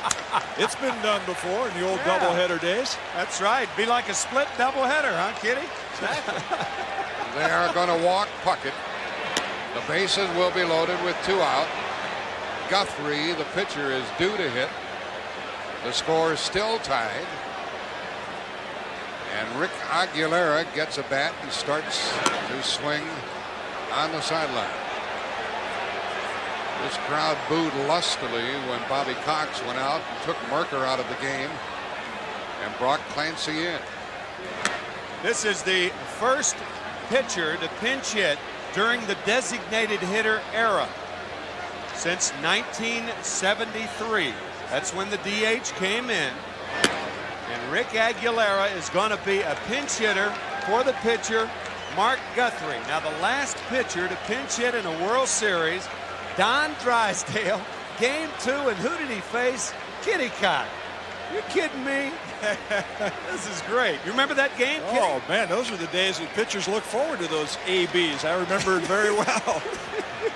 Guthrie, the pitcher who was just lifted, had never batted in professional baseball. Aguilera is up with the bases loaded and 2 outs. There's Jim Kaat. 25 years in the big leagues. That's all. And Hall of Fame numbers. Yep. Got it. Here comes Aguilera. This pitcher has a .203 lifetime batting average. A single, an error, and a walk have loaded them up. Jim Clancy has to get him out to keep it tied. Aguilera will try to put his club ahead and then pitch the bottom of the inning. Whoa, ball 1. Has Jim Clancy ever been in a tighter spot than this?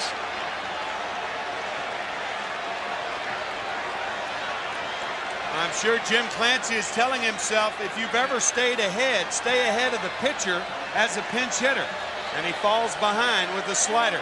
Nice play by Olson. Bases loaded, 2 out, 4-4 game, 12th inning. 1-1.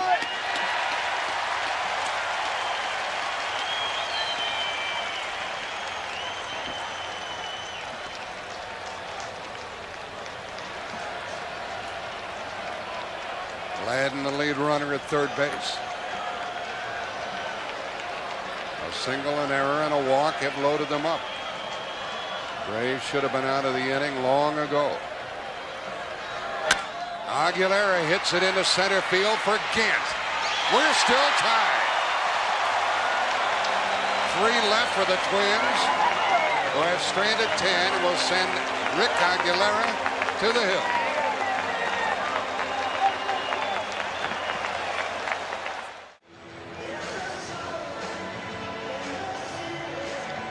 The action is terrific as we go into the bottom of the 12th inning. We're tied at 4 apiece.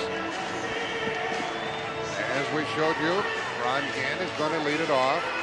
David Justice will follow. And then Brian Hunter, the number 3, 4, and 5 hitters.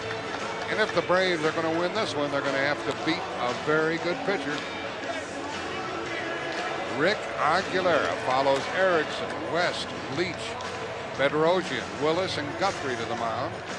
He's the 7th pitcher for the Twins. He got a pretty good at bat too, didn't he? Yeah, he did. He hit the ball hard, but it was right at him. And now Tom Kelly's problems are certainly mounting.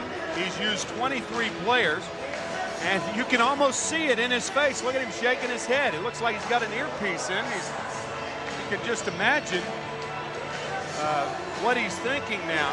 I mean, Rick Aguilera has only thrown 3 innings 3 times this year. That is max for him.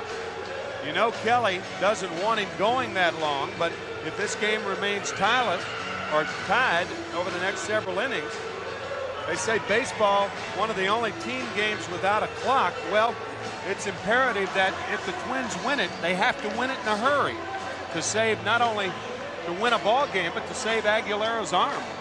Wonder how long he could go. There's Smoltz and there's Morris. They'll hook up tonight. We're on the air at 8 o'clock Eastern time with game 4. Morris is yawning. Aguilera tries to add to the string. The Minnesota relief pitchers have gone 32 and 2/3 consecutive innings without allowing an earned run in postseason play. West did his job. So did Leach. So did Bedrosian, Willis, Guthrie. And now Aguilera, who had 2 saves already in this series, is not in a save position, but he's in a win or lose situation. And if you think we're trying to trick you with numbers, those 32 and 2/3, you might say, well, those are earned runs. How many unearned runs has the bullpen given up? The answer is 2. Let's go to Jim Kaat. Jack and Tim, you know, the one thing, and I know from being in the bullpen with a lot of great short relievers, Bruce Sutter, Goose Gossage, they do not like to come in to tie games psychologically. First of all, they're not used to it. They're used to holding leads, not coming in and holding ties. I don't know what it is, but I know they don't like it psychologically. Ron Gant is 0 for 5. Lined out in the 7th. Lined out in the 9th. And he flies it out into center field to Puckett, who trots to it and makes the catch for the first out in the home 12th inning. Gant in the 9th inning with 2 men on hit the daylights out of the ball right at the shortstop. Of course, there's been a lot of that in this game. Well, there goes 1 out. And David Justice is up. He hit that 4th inning home run to snap a 1-1 tie. Put the Braves on top. They led 4-2 in the 8th. And Davis hit the home run. Ball 1. We've had home runs by Lonnie Smith and David Justice for Atlanta. Puckett a solo blast. And the 2-run homer by Chili Davis. On ball 1 strike. Aguilera will throw you a little bit of everything, and he has some strong pitches. Good fastball, a slider, and the splitter has really made him a premier reliever. He picked it up right before the trade that sent him to Minnesota and the Frank Viola deal. Justice gets a hit with 1 out here in the 12th inning.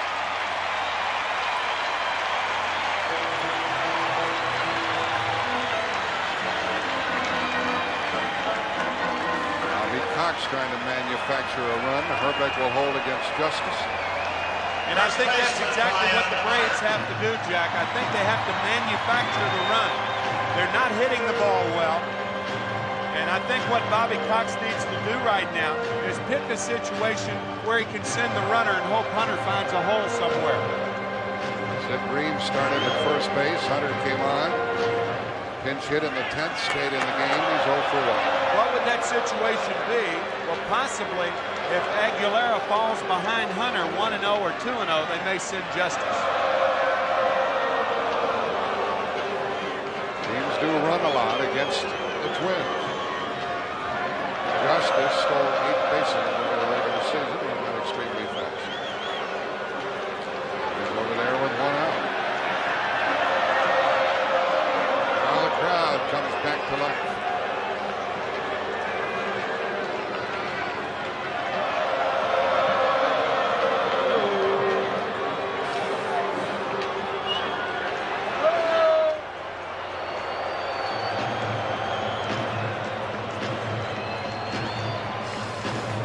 Against Aguilera this year, opponents have stolen 7 bases without being caught. And we'll see if Justice is anxious to go.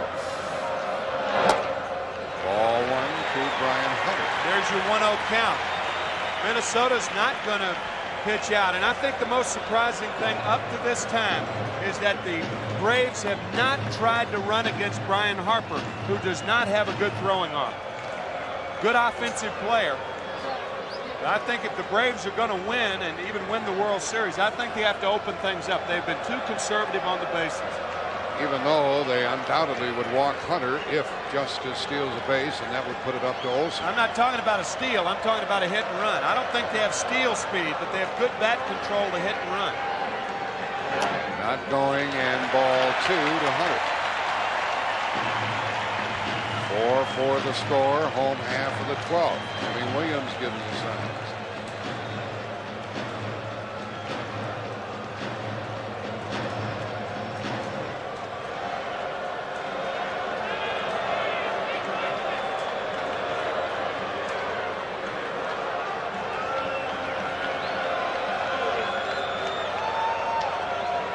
Justice is going, and a fly ball foul.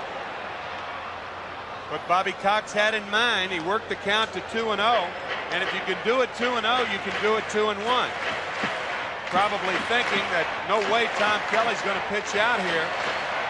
All a manager can do is get a good pitch for his hitter to swing at, and he did for Brian Hunter. It may be on again. David Justice looking, Hunter looking. Right fielder way off the line. They're kind of punching this hitter to center field. Harper looking into the dugout. Justice not going, and a high pop up for who? Second baseman, Knobloch. 2 out. So the runner's still at first with 2 gone.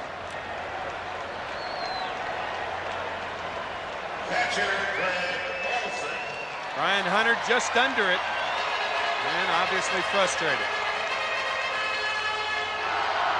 Braves went down in order in the 11th. They left 2 men on in the 10th. They left 2 men on in the 9th. And the runner at first, 2 out here in the 12th. And it's up to Greg Olsen.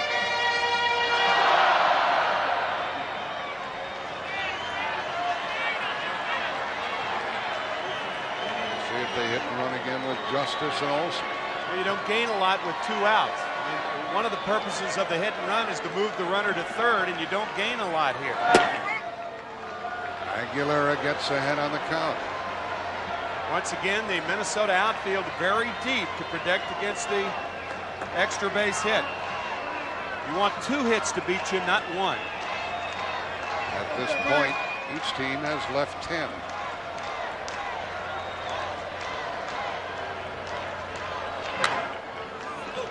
Olsen hacking at it, finds himself with a strike 2 count. He has walked twice and doubled. Each team has left 10 and no one has left early.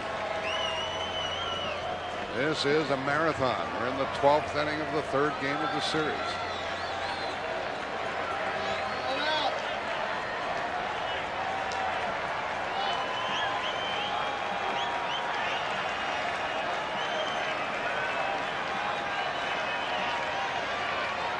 Seventh pitcher of the night for the Twins is out on the hill.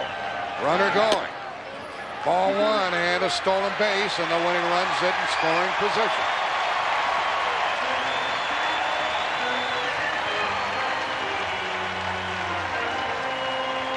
Now the Braves are thinking a little old hit will win it. That's the first stolen base by the Atlanta Braves in this series.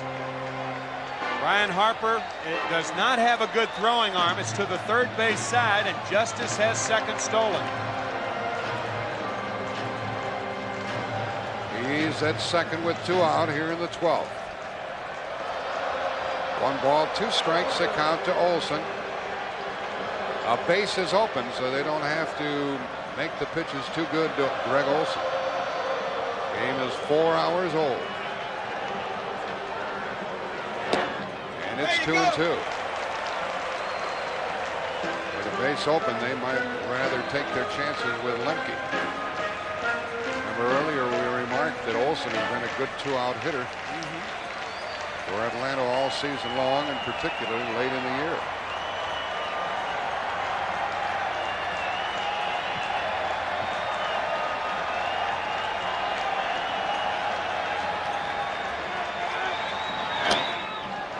Ball 3.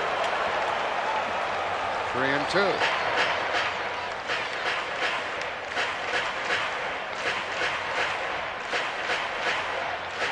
Kelly, a very impassive sort, or a very passive sort, I should say. On the outside.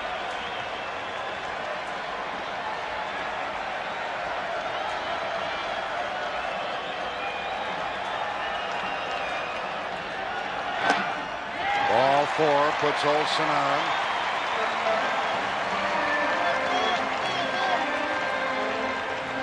That's the 8th walk given to Atlanta. There's Dave Justice with a potential winning run at second.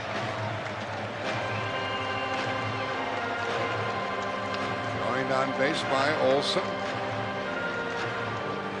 And Mark Lemke, who almost was a GOAT in the top of this 12th, can be a hero in the bottom of the inning.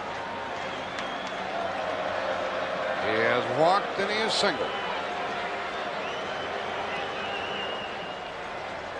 And he popped out with 2 men on. So he drew the walk in the 10th inning.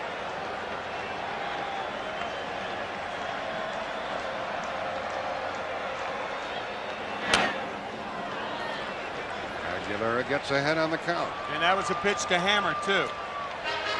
I wonder what they're doing up there in the Metrodome. Crowd of about 8,000. The Twins can only win it in the 13th.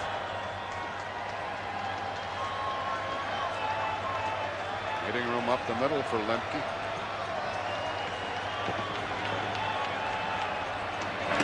One ball, 1 strike.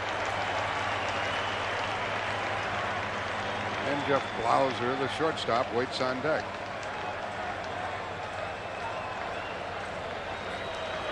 There he is.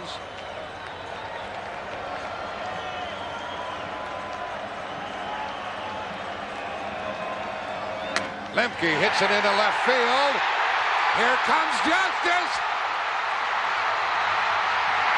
Save! And Atlanta wins it.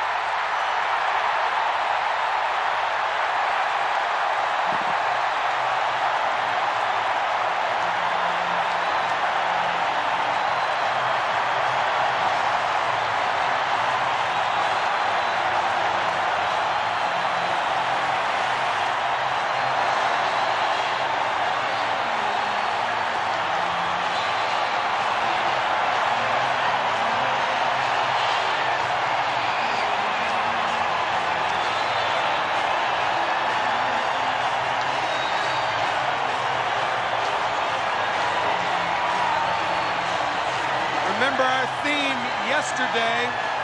We said think small, because it seems like the little men have become the big men in this series. Leas, Gagne, and now Lemke. The throw by Gladden. too late. And the Braves win their first World Series game ever.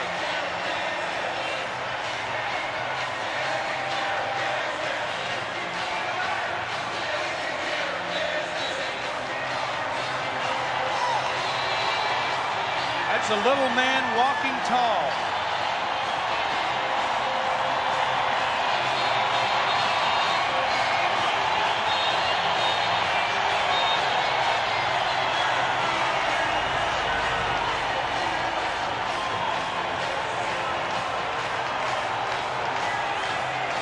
We're going to hear from Pat O'Brien. We'll return to Atlanta's Fulton County Stadium after this message and a word from your local station. High 4-12, Atlanta wins it.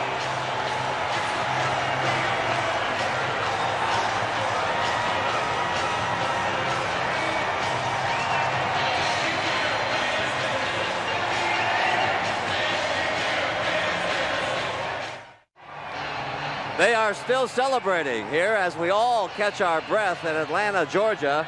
It is 12:46 Eastern Time, and the Braves have won it, folks, in 12 innings, 5-4 over the Minnesota Twins. It was some baseball game tonight and this morning. And the Chevrolet player of the game, guess who? Mark Lemke of the Braves, and Chevrolet will donate $1,000 on his behalf to the Special Olympics. And among the cheering crowd and people who are still standing here, happy that the Braves have won their first World Series game, down there on the field is Jim Kaat with a couple of happy guys, I would gather, Kitty. Boy, you talk about a game exhilarating, I mean exciting, up and down, and I'm numb. Are you numb? Completely. I still haven't figured out what happened yet. Maybe it'll sink in a little bit later up in the clubhouse. I'll tell you what happened. You got a base hit to left field. Do you remember a bigger moment in your career? No, that had been the biggest hit of my career right now up until this point, and boy, I'm just completely thrilled with it. Get some rest and come back out, not tomorrow, but a little later today. And let me ask this guy, John Smoltz, you're pitching tomorrow.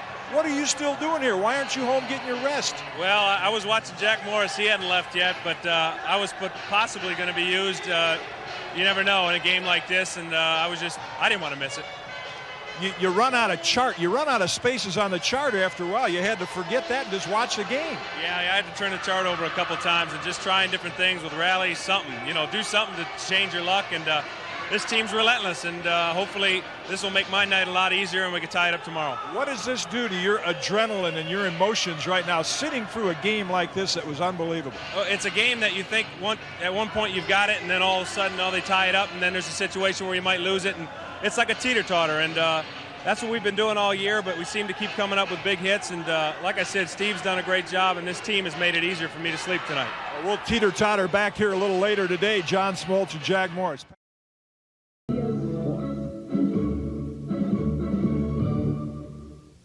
This is CBS. Hello? Who's that, honey? It's TCF. They want to know what to give people over 50. Tell them free checking with interest. Free checks, credit card protection, maybe travel discounts, and travel insurance. Did you get all that? And a Harley. Vroom, vroom, vroom. They'll go for everything but the motorcycle. Club 50 from TCF. Banking the way you want it.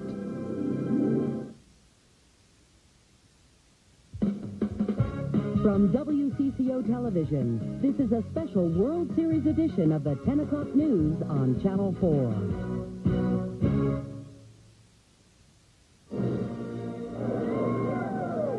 The banner headline from the World Series tonight in Atlanta is Lemke serves justice. Actually, Davis did cool off the Braves' hot young gun, tying the game in the 8th with a 2-run homer.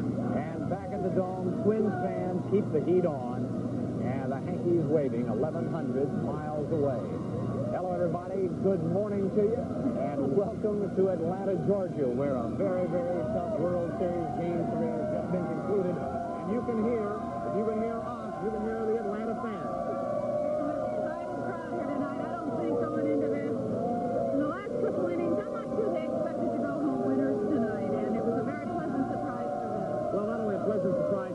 Was a great baseball game, whether you're pulling for the Twins or you're pulling for the Atlanta Braves. Tom Kelly, Monty pulled out all the played baseball the way it should be played, in and out of doors on a beautiful night. Yeah, it was a beautiful game. It was a long game, and I think Tom Kelly was running out of options there toward the end, and running out of players. Exactly. The Braves pulled through. Well, tonight we're going to hear from the fans, if you haven't already, here in Atlanta. We'll also hear from fans in Minnesota. Lesley Murphy is here with us in Atlanta. She'll be talking to Braves fans as they calmly file out of the stadium tonight. We're also going to hear from Amy Marcellus, who's at the Metrodome with thousands of Twins fans watch the game on TV. And we're going to hear from Brad Good, who's in our fan center, and he will tell us what callers are saying there tonight. I didn't hear you. We're going to go right now into a quieter place, that is inside where the baseball game was played, and Mark Rosen is standing by. Mark, help us out. You're right, Don. I think the fans who are still here are sort of in stunned ecstasy right now of what happened over the past 4 hours here at the stadium.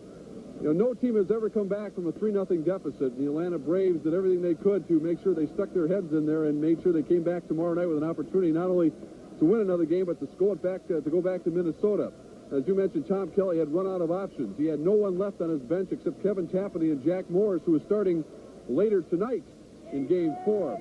You know, the Braves, as we try to recap this game here, did not hit a home run in the first 2 games of the series at the Metrodome. But tonight, at their beloved launching pad, they managed to hit a couple early. Dave Justice hit one on a 3-1 pitch, and he did so with a lot of smoke. And Scott Erickson fell behind in the count early and often in this game, lasted just 4 1/3 innings through 87 pitches. Now, the king of the hill early was Steve Avery, the man who had thrown over 16 consecutive shutout innings in the postseason. And he retired 15 straight after a misplayed ball in the first inning of tonight's game. Avery struck out 5 and was in complete control in the middle innings. But when Atlanta was at the plate for a long time in the 5th, Avery seemed to stiffen. He came out in the 6th inning. The Twins hit some shots off him. The Twins then got to him enough to at least send a message that he is hittable. Avery would come back in Game 6 if necessary on Saturday night. Now, the Golden Glove or not so Golden Glove, after Lonnie Smith hit a home run off Erickson to take a 3-1 lead for Atlanta in the 5th inning, Erickson was just about to get out of the inning, and then this is what happened. Dave Justice hit a routine grounder to Chuck Knobloch, who fielded it cleanly but just could not get it out of his glove. The error led to a 4th Atlanta run and what looked like a safe 4-1 lead. But you know what happened? Kirby Puckett hit a home run to make it 4-2. That was, in fact, his first hit of the series. No DH for Chili Davis, but PH, as in pinch hitter. Our home plate special tonight, courtesy of Chili Davis, who hit a pinch hit 2-run home run in the 8th inning of Alejandro Pena. Davis was 3 for 10 off Pena when he was in the National League, and this made it 4-4. Greg Olson, remember this play. Greg Olson made a defensive gem behind the home plate to save a run on a potential wild pitch, and the tomahawk chop was more like a pin drop in here at that point. But it was 4-4. It looked like we were going to be here till, maybe early in the morning, like tomorrow morning. But as we all saw, Mark Lemke, who made an error in the top of the 12th inning, did it with this hit off of Rick Aguilera. Hot Atlanta did it tonight, coming through. Dave Justice scores just ahead of the throw and the tag by Brian Harper, and that signaled the end of the Minnesota Twins tonight. Rick Aguilera had an opportunity to win the game, at least put the Twins ahead earlier in the top of the 12th inning. Aguilera, perhaps the best hitting pitcher of any of them on either staff, hit a line shot to the center fielder, but that was as close as the Twins would come. And now it's just a matter of regrouping and getting ready to give the ball to Jack Morris, probably for a long time tonight, because of all the players and the staff the Twins used tonight. What a ball game. Take a deep breath, because we'll be back here again a little bit later, and certainly with another ball game later tonight. Don and Colleen, a little wilder out there. We'll have more interviews. Hear from some of the Twin players a bit later. Okay, thank you very much, Mark. And as you can tell, inside tonight, there was a lot of this activity that you hear here. For the better part of the evening, though, the crowd was not as loud as the crowds we've grown used to in the Dome, but it grew through the evening, especially at certain points. Now, this may sound a little like sour grapes because we lost the game finally, but I noticed that, too. There really didn't seem to be the lung power, I guess, in Atlanta that we were all led to believe we were going to find here, that we were going to get blown out. But, of course, at the same time, this place does not have a roof, so all that sound was going straight up toward that full moon we had tonight, not reflecting back down on the field. But despite the protest, against the tomahawk chop, which we have certainly heard a great deal about that the Indian movement has put together. You can still see inside this place thousands and thousands of fans armed with these styrofoam tomahawks doing the tomahawk chop. But tonight, the forces who oppose the tomahawk chop and anything like it got a little boost from someone with a very special name in this community. That is because Coretta Scott King, the widow of the Reverend Dr. Martin Luther King, lent her name to the outcry against the use of the tomahawk chop. She has, in fact, requested the baseball team and all teams that use the name of the American Indians to cease and desist. Although she says she is still pulling for the Atlanta Braves to win this World Series. You know, even though tonight's game was many hundred miles away from home, the Metrodome was open tonight, as you all well know, and thousands of people watched the game there. Amy Marcellus joined them, and Amy, what was it like to see this game at home? Well, Colleen, there was a pretty good crowd here earlier. As you can see down in the field, everyone has left the dome except for people cleaning up, getting ready for the Gopher game Friday. You've got a football configuration on the field tonight. Kind of a strange feeling being in here without any players. But they drew 19 to 20,000 people at one point during the evening. The lower deck was full because these people knew this was one night when they had the best choice of seats in the house for free. Walking down the concourse gave you the feeling this was a home game. It looked like it, sounded like it. Okay. But there were no players on the field. In fact, it's set up for a Gopher game coming up Friday. This was a free event for Twins lovers who thought it would be more fun to see the game from this vantage point instead of the one from the couch. Well, you gotta hear all this yelling to get enthused about it. Twins all the way! We won't sleep here, but we might have. I slept through part of the first game, and so I don't want to do it anymore. There's more spirit here. You can get into it more here. Everybody can be hollering and cheering at the same time, and I don't feel so foolish doing it at home on the couch. We have 25 people coming. It's going to be the night of our lives. It was confusing at times, like having the Vikings cheerleaders rooting for the Twins, but the enthusiasm was contagious. They warmed up the crowd before the first pitch, and then the fans raised their voices to a fever pitch when Gladden made a memorable hit. Of course, then the fans were up and down, their emotions up and down throughout the rest of the evening, and they left here rather quietly as soon as the game wound up just a few minutes ago. Now, Mike Walsher was in here with me earlier in the evening. He has since ventured out to get another fan's perspective on the game. Mike, what did you find? Well, Andy, we set out tonight to try to find some fans who were trying to find other things to do besides watch or listen to the game. But many people found it tough to escape this exciting World Series. A football game ended tonight with 12-year-old players not knowing who is ahead in that other game. But some of their parents couldn't resist splitting their attention between the play here and the play-by-play from Atlanta. It's hard. It's really hard. But I got to do a little of both. Because I got a boy that's out here playing now. At this place, bearing the name of a local sportscaster, diners had trouble eating once the game began. And some brought the whole family. Actually, we're here on business. We're from Dallas, but we're a Minnesota Twins fan anyway. At a non-alcohol night spot in St. Anthony, members of the ex-Winos Motorcycle Club held a meeting this evening. And some didn't know what this baseball game was all about. How many goals they got? One more. Oh, Bass? Well, perhaps that gentleman will start watching the games a bit more closely. Certainly can't find a more exciting game than what we saw this evening, even though the outcome is not what Twins fans wanted. Brad Good has been monitoring fan reaction via the fan phone in the CCO studio this evening. Brad, what are fans calling in to talk about? Well, Mike, as usual, the fan phone has been ringing off the hook again tonight, but we're getting much different calls than we did during Game 1 and Game 2. Tonight, fans aren't talking about their favorite players or play of the game. Minnesota fans are outraged by the behavior of the Braves fans, and they're voicing it. I think it's pretty poor about the Atlanta fans booing our lineup at the beginning of the game. The Minnesota fans did not do that. Whatever happened to Southern hospitality and manners? I think they're really showing a lot of bad team spirit, and especially in regards to the Twins. I mean, they boo them when they come out. Not only are the fans upset with the Braves fans, many have called fan phone tonight to complain about the network announcers. And many of you said those calling the game are favoring the Braves and are Twins bashing. Yet we talked to some Atlanta people tonight, and they're saying just the opposite. They're saying that the announcers are calling in favor of the Twins. Of course, many of you fans were upset tonight when the Twins were down 4-1, and you all had some advice for Coach Kelly. That I think Tom Kelly made a big mistake by leaving Scott Erickson in for so long, because I really think that didn't speed everything up. I think Tom Kelly messed up by leaving Erickson in all those innings. I would like to say something to the Twins. I know we're going to win the World Series, and if we don't, I'll still be very proud of the Twins. That's the spirit, I guess. Now, later on during our sports special, we'll hear some reaction to the billboard violence that occurred in Atlanta today, as many of you are aware of, and what some think about the threats made to Kent Herbeck. So it sounds like an ugly spirit to some degree of competition is brewing in this series between North and South.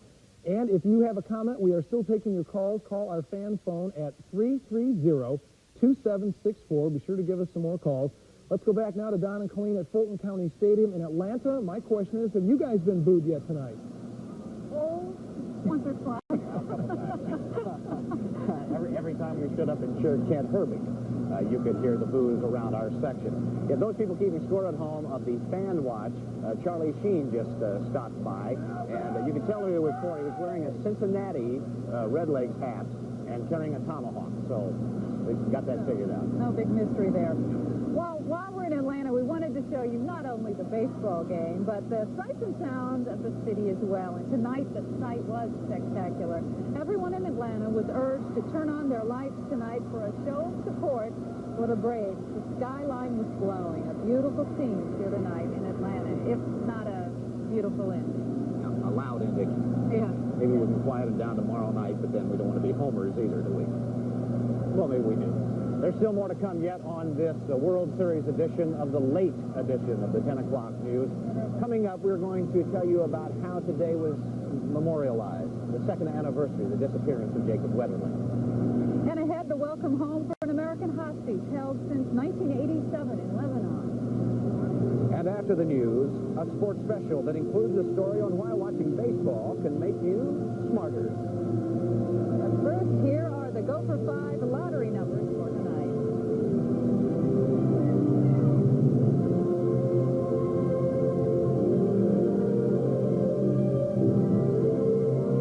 You're watching a special World Series edition of the 10 o'clock news on Channel 4.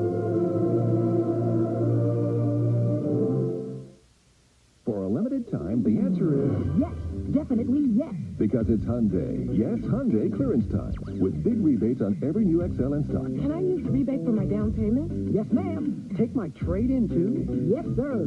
How about a bumper-to-bumper warranty? Oh, yes. And a free VCR? No way. What about the price? Who could say no to this? XL is reliable, economical, and about $6,000. Take a test drive at your Hyundai dealer now. It's Hyundai clearance time. So is it a smart time to buy? Yes.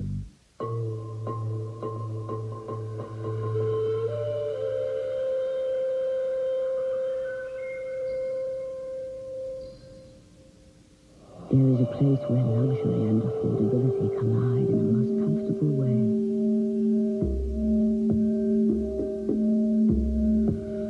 A place called Acapulco, where fantasy becomes reality 24 hours a day. Acapulco, the difference is night and day. Here's a chance to remember the Minnesota Twins' 1991 championship season by collecting the Playmakers. The Playmakers are 14 special edition commemorative cards designed by Minnesota illustrator Mark Herman. These cards are a limited edition collector series and will be available for $2 each at all TCF locations, including TCF at Cub Foods. So don't be left out of the Twins championship season. Pick up your limited edition sports prints today. Have you ever wondered what happens to your children when you drop them off to child care? Bye, Mom, Dad. Well, Betsy's having a great time. I wonder if she'll be okay. Join today's WCCO television for an inside look at child care. Beginning Sunday in Dimension, we'll show you how 3 different child care services can work for families today. Join us for an inside look at child care in the 90s. Sunday at 10 on Channel 4.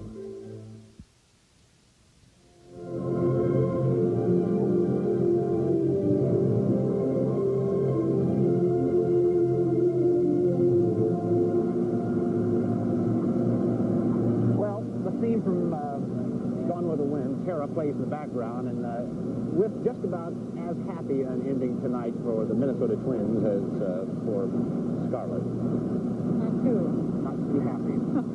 There's always, as she says, tomorrow, I think, isn't there? Tomorrow is another day. All right. Well, we're going to have more from here on Game 3 of the World Series. But first, we're going to go back to the Twin Cities where Cindy Hilger is standing by with the rest of today's news. You know, keep in mind, you guys, that the sequel to Gone with the Wind, and I think that does have a happy ending. Well, the date, October 22nd, makes it 2 years to the day Jacob Wetterling was abducted from his St. Joseph neighborhood. Jacob's abduction and the hope of his eventual homecoming was on the minds of people at North Junior High School in St. Cloud. Among them were Jacob's mother and father. Tonight's vigil was expressing hope for Jacob's return and for a future when children will no longer be at risk. And we have a follow-up to the double murder in Brooklyn Center we told you about late last week. 33-year-old Stephen Andrew Hodgson is now charged with the stabbing death of Raymond Rice and his grandson, Aaron. Hodgson is the former boyfriend of Raymond Rice's daughter. And police in Brainerd tonight have arrested a suspect in the arson fire that destroyed a building in downtown Brainerd yesterday, doing $1 million worth of damage and burning 30 people out of their apartments. The Brainerd police aren't saying any more about the man or what his motive might have been. In Oakland, California, the brush fires are now reduced to a few isolated hot spots. And as the smoke clears, the loss of life and property gets worse. We now know of 16 deaths, 25 people are still missing, and 1,800 houses are in ruins. The fire also got to an $18 million collection of California paintings, all of them uninsured, and turned it to ashes.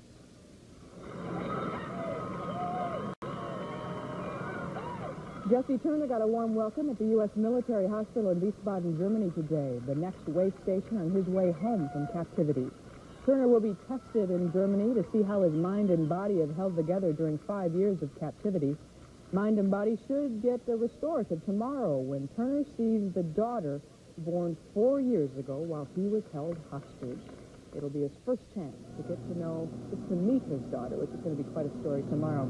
For now, though, we're going to go back to Atlanta. Don and Colleen, enjoying yourselves? Oh, we are, Cindy. We are. You know, and Don, you just arrived today. I bet you were kind of surprised when you got here to find out how warm it is. Well, actually, I thought it was kind of not so warm. I expected it to be a little warmer than this. Why is that? Well, because, you know, you live in the North Country and you come down south, you expect all that people.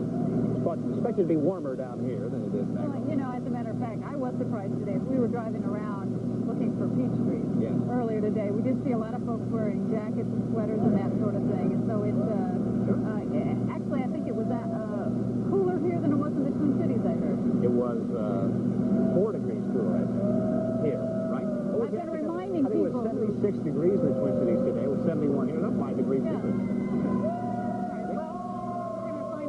About what they're expecting up there. We're going to toss it to you, Mike. Here we go. Mike, are you ready to catch this? I'm ready. Okay, it's going to be a lob kind of deal. Okay, ready? There you go. Right.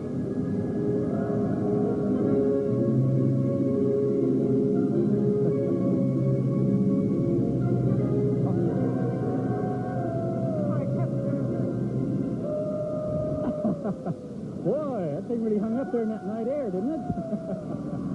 Well, anyway, yeah, we were 76 degrees here in the Twin Cities today, only 71 in Atlanta.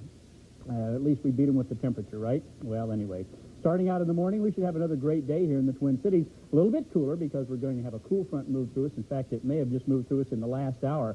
Mostly clear in the morning, but a temperature of right around 50 degrees. Today, though, nobody was complaining. Our story of the day happened to be the gorgeous, bright sunshine that we had, and another Indian summer day allowed people to get outside and enjoy it. And some people taking it easy. Well, a lot of people taking it easy. I guess the biking even got too much for this fellow. A little bit of a breeze out there, but it was nice in the Twin Cities today, that's for sure. We did have 76 degrees, as we said, 45 for the overnight low, and no precipitation at all here in the Twin Cities. There's the possibility of some rain down in Atlanta, though. We'll show you that here in just a second. Our current conditions outside right now, we're clear and 61. I don't know what it is in Atlanta. Should have checked that for you. They must be right around 61 degrees also. Winds right now out of the northwest at 14. They've just switched around in the last hour here in the Twin Cities, ushering in some slightly cooler air for tomorrow. And as they start out, Game 4 weather tomorrow, it'll be mostly cloudy with a chance of rain. Temperatures in the 60s with southeast winds at around 5 to 10 miles an hour. We'll see what that does as that rain shower activity develops down over the southeastern part of the U.S. tomorrow. For us, well, we had some clouds that stayed to the north most of the day today, leaving us with bright sunshine here to the south. These clouds are continuing to slowly advance toward us, but it looks like they're going to stay mostly to the north. Sometime later in the day, we should see an increase in cloud cover, but for the most part, we'll start out at least with some sunshine. Temperatures outside right now, you can see the cooler air up to the north and northwest, only in the 30s, but warming through the 40s, 50s, and we still have a couple of 60s. Well, Eau Claire is 60 degrees. Madison is still 62 degrees. It's this colder air that's slowly working in our direction. Here's what we're talking about. Some scattered showers, mainly down in the southeastern part of the country. High pressure off the southeast coast is going to continue to pump some Gulf moisture up into the southeast. That could begin to develop some showers in the Atlanta area sometime tomorrow afternoon into tomorrow evening. For us, the cold front's just about on top of us. Another low pressure area developing out here. And over the weekend, we're going to have enough cold air working in behind us that we'll probably begin to get enough cold air in for some showers in the form of some snow mixed in with the rain. In the meantime, high temperatures tomorrow in the 60s here in the Twin Cities. Here's what the forecasts look like. Mostly clear and mild overnight tonight. 48 for a low with northwest winds at 5 to 15. Tomorrow, we'll see partly cloudy skies, a little cooler, 65. That's down about 10 from what we were today with northeast to east winds at 10 to 20. Tomorrow night, turning cloudy with a chance of showers late. We're talking sometime around midnight. 48 degrees for a low. And then for Thursday, mostly cloudy with a good chance of showers. We could even see some isolated thunderstorms across southern Minnesota with a high temperature of 58 degrees. The extended outlook, Friday and Saturday, chance of some showers, temperatures cooling down. It's going to be quite a change for people coming up here from Atlanta after seeing temperatures in the 70s down there, only coming into the 40s here. Now, are you guys ready for this? I don't know if we're going to have a rain delay there tomorrow night, but we're going to pitch it back to you and we'll see how you do on this, okay? Okay. Okay. Here you go.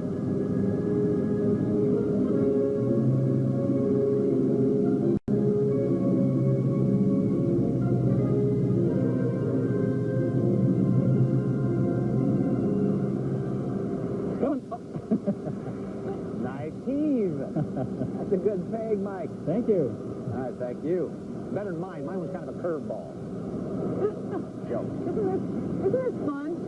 Yeah, this is. This is fun. We kind of get to be the silly in the middle of the night people. This is about 15 minutes past midnight now. Yeah, right. Well, coming up, we're going to check some of tonight's other sports news. That includes the Timberwolves and the Minnesota North Stars when we return.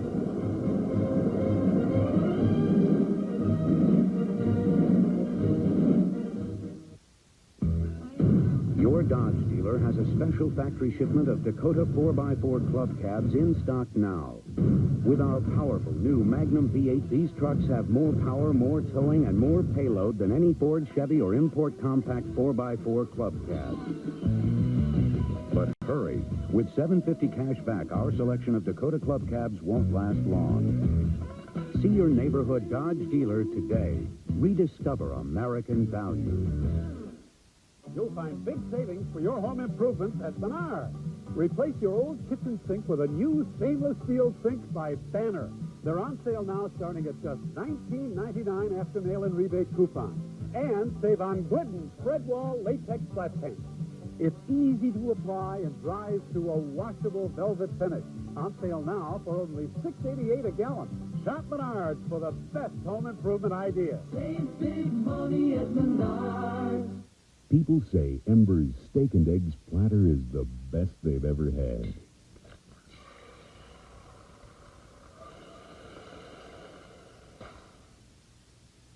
2 farm fresh eggs, 3 buttermilk pancakes, hash brown potatoes, and a USDA choice sirloin steak.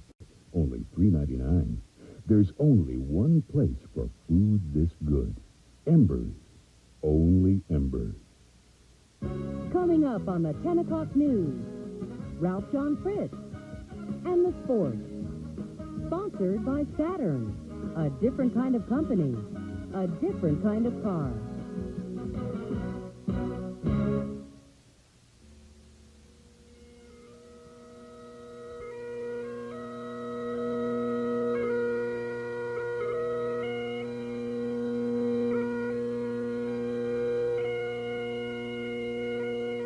Recently, lead soprano Irene Lee of the Tullahoma, Tennessee Chorus demonstrated how easy it is to lay your hands on a Saturn.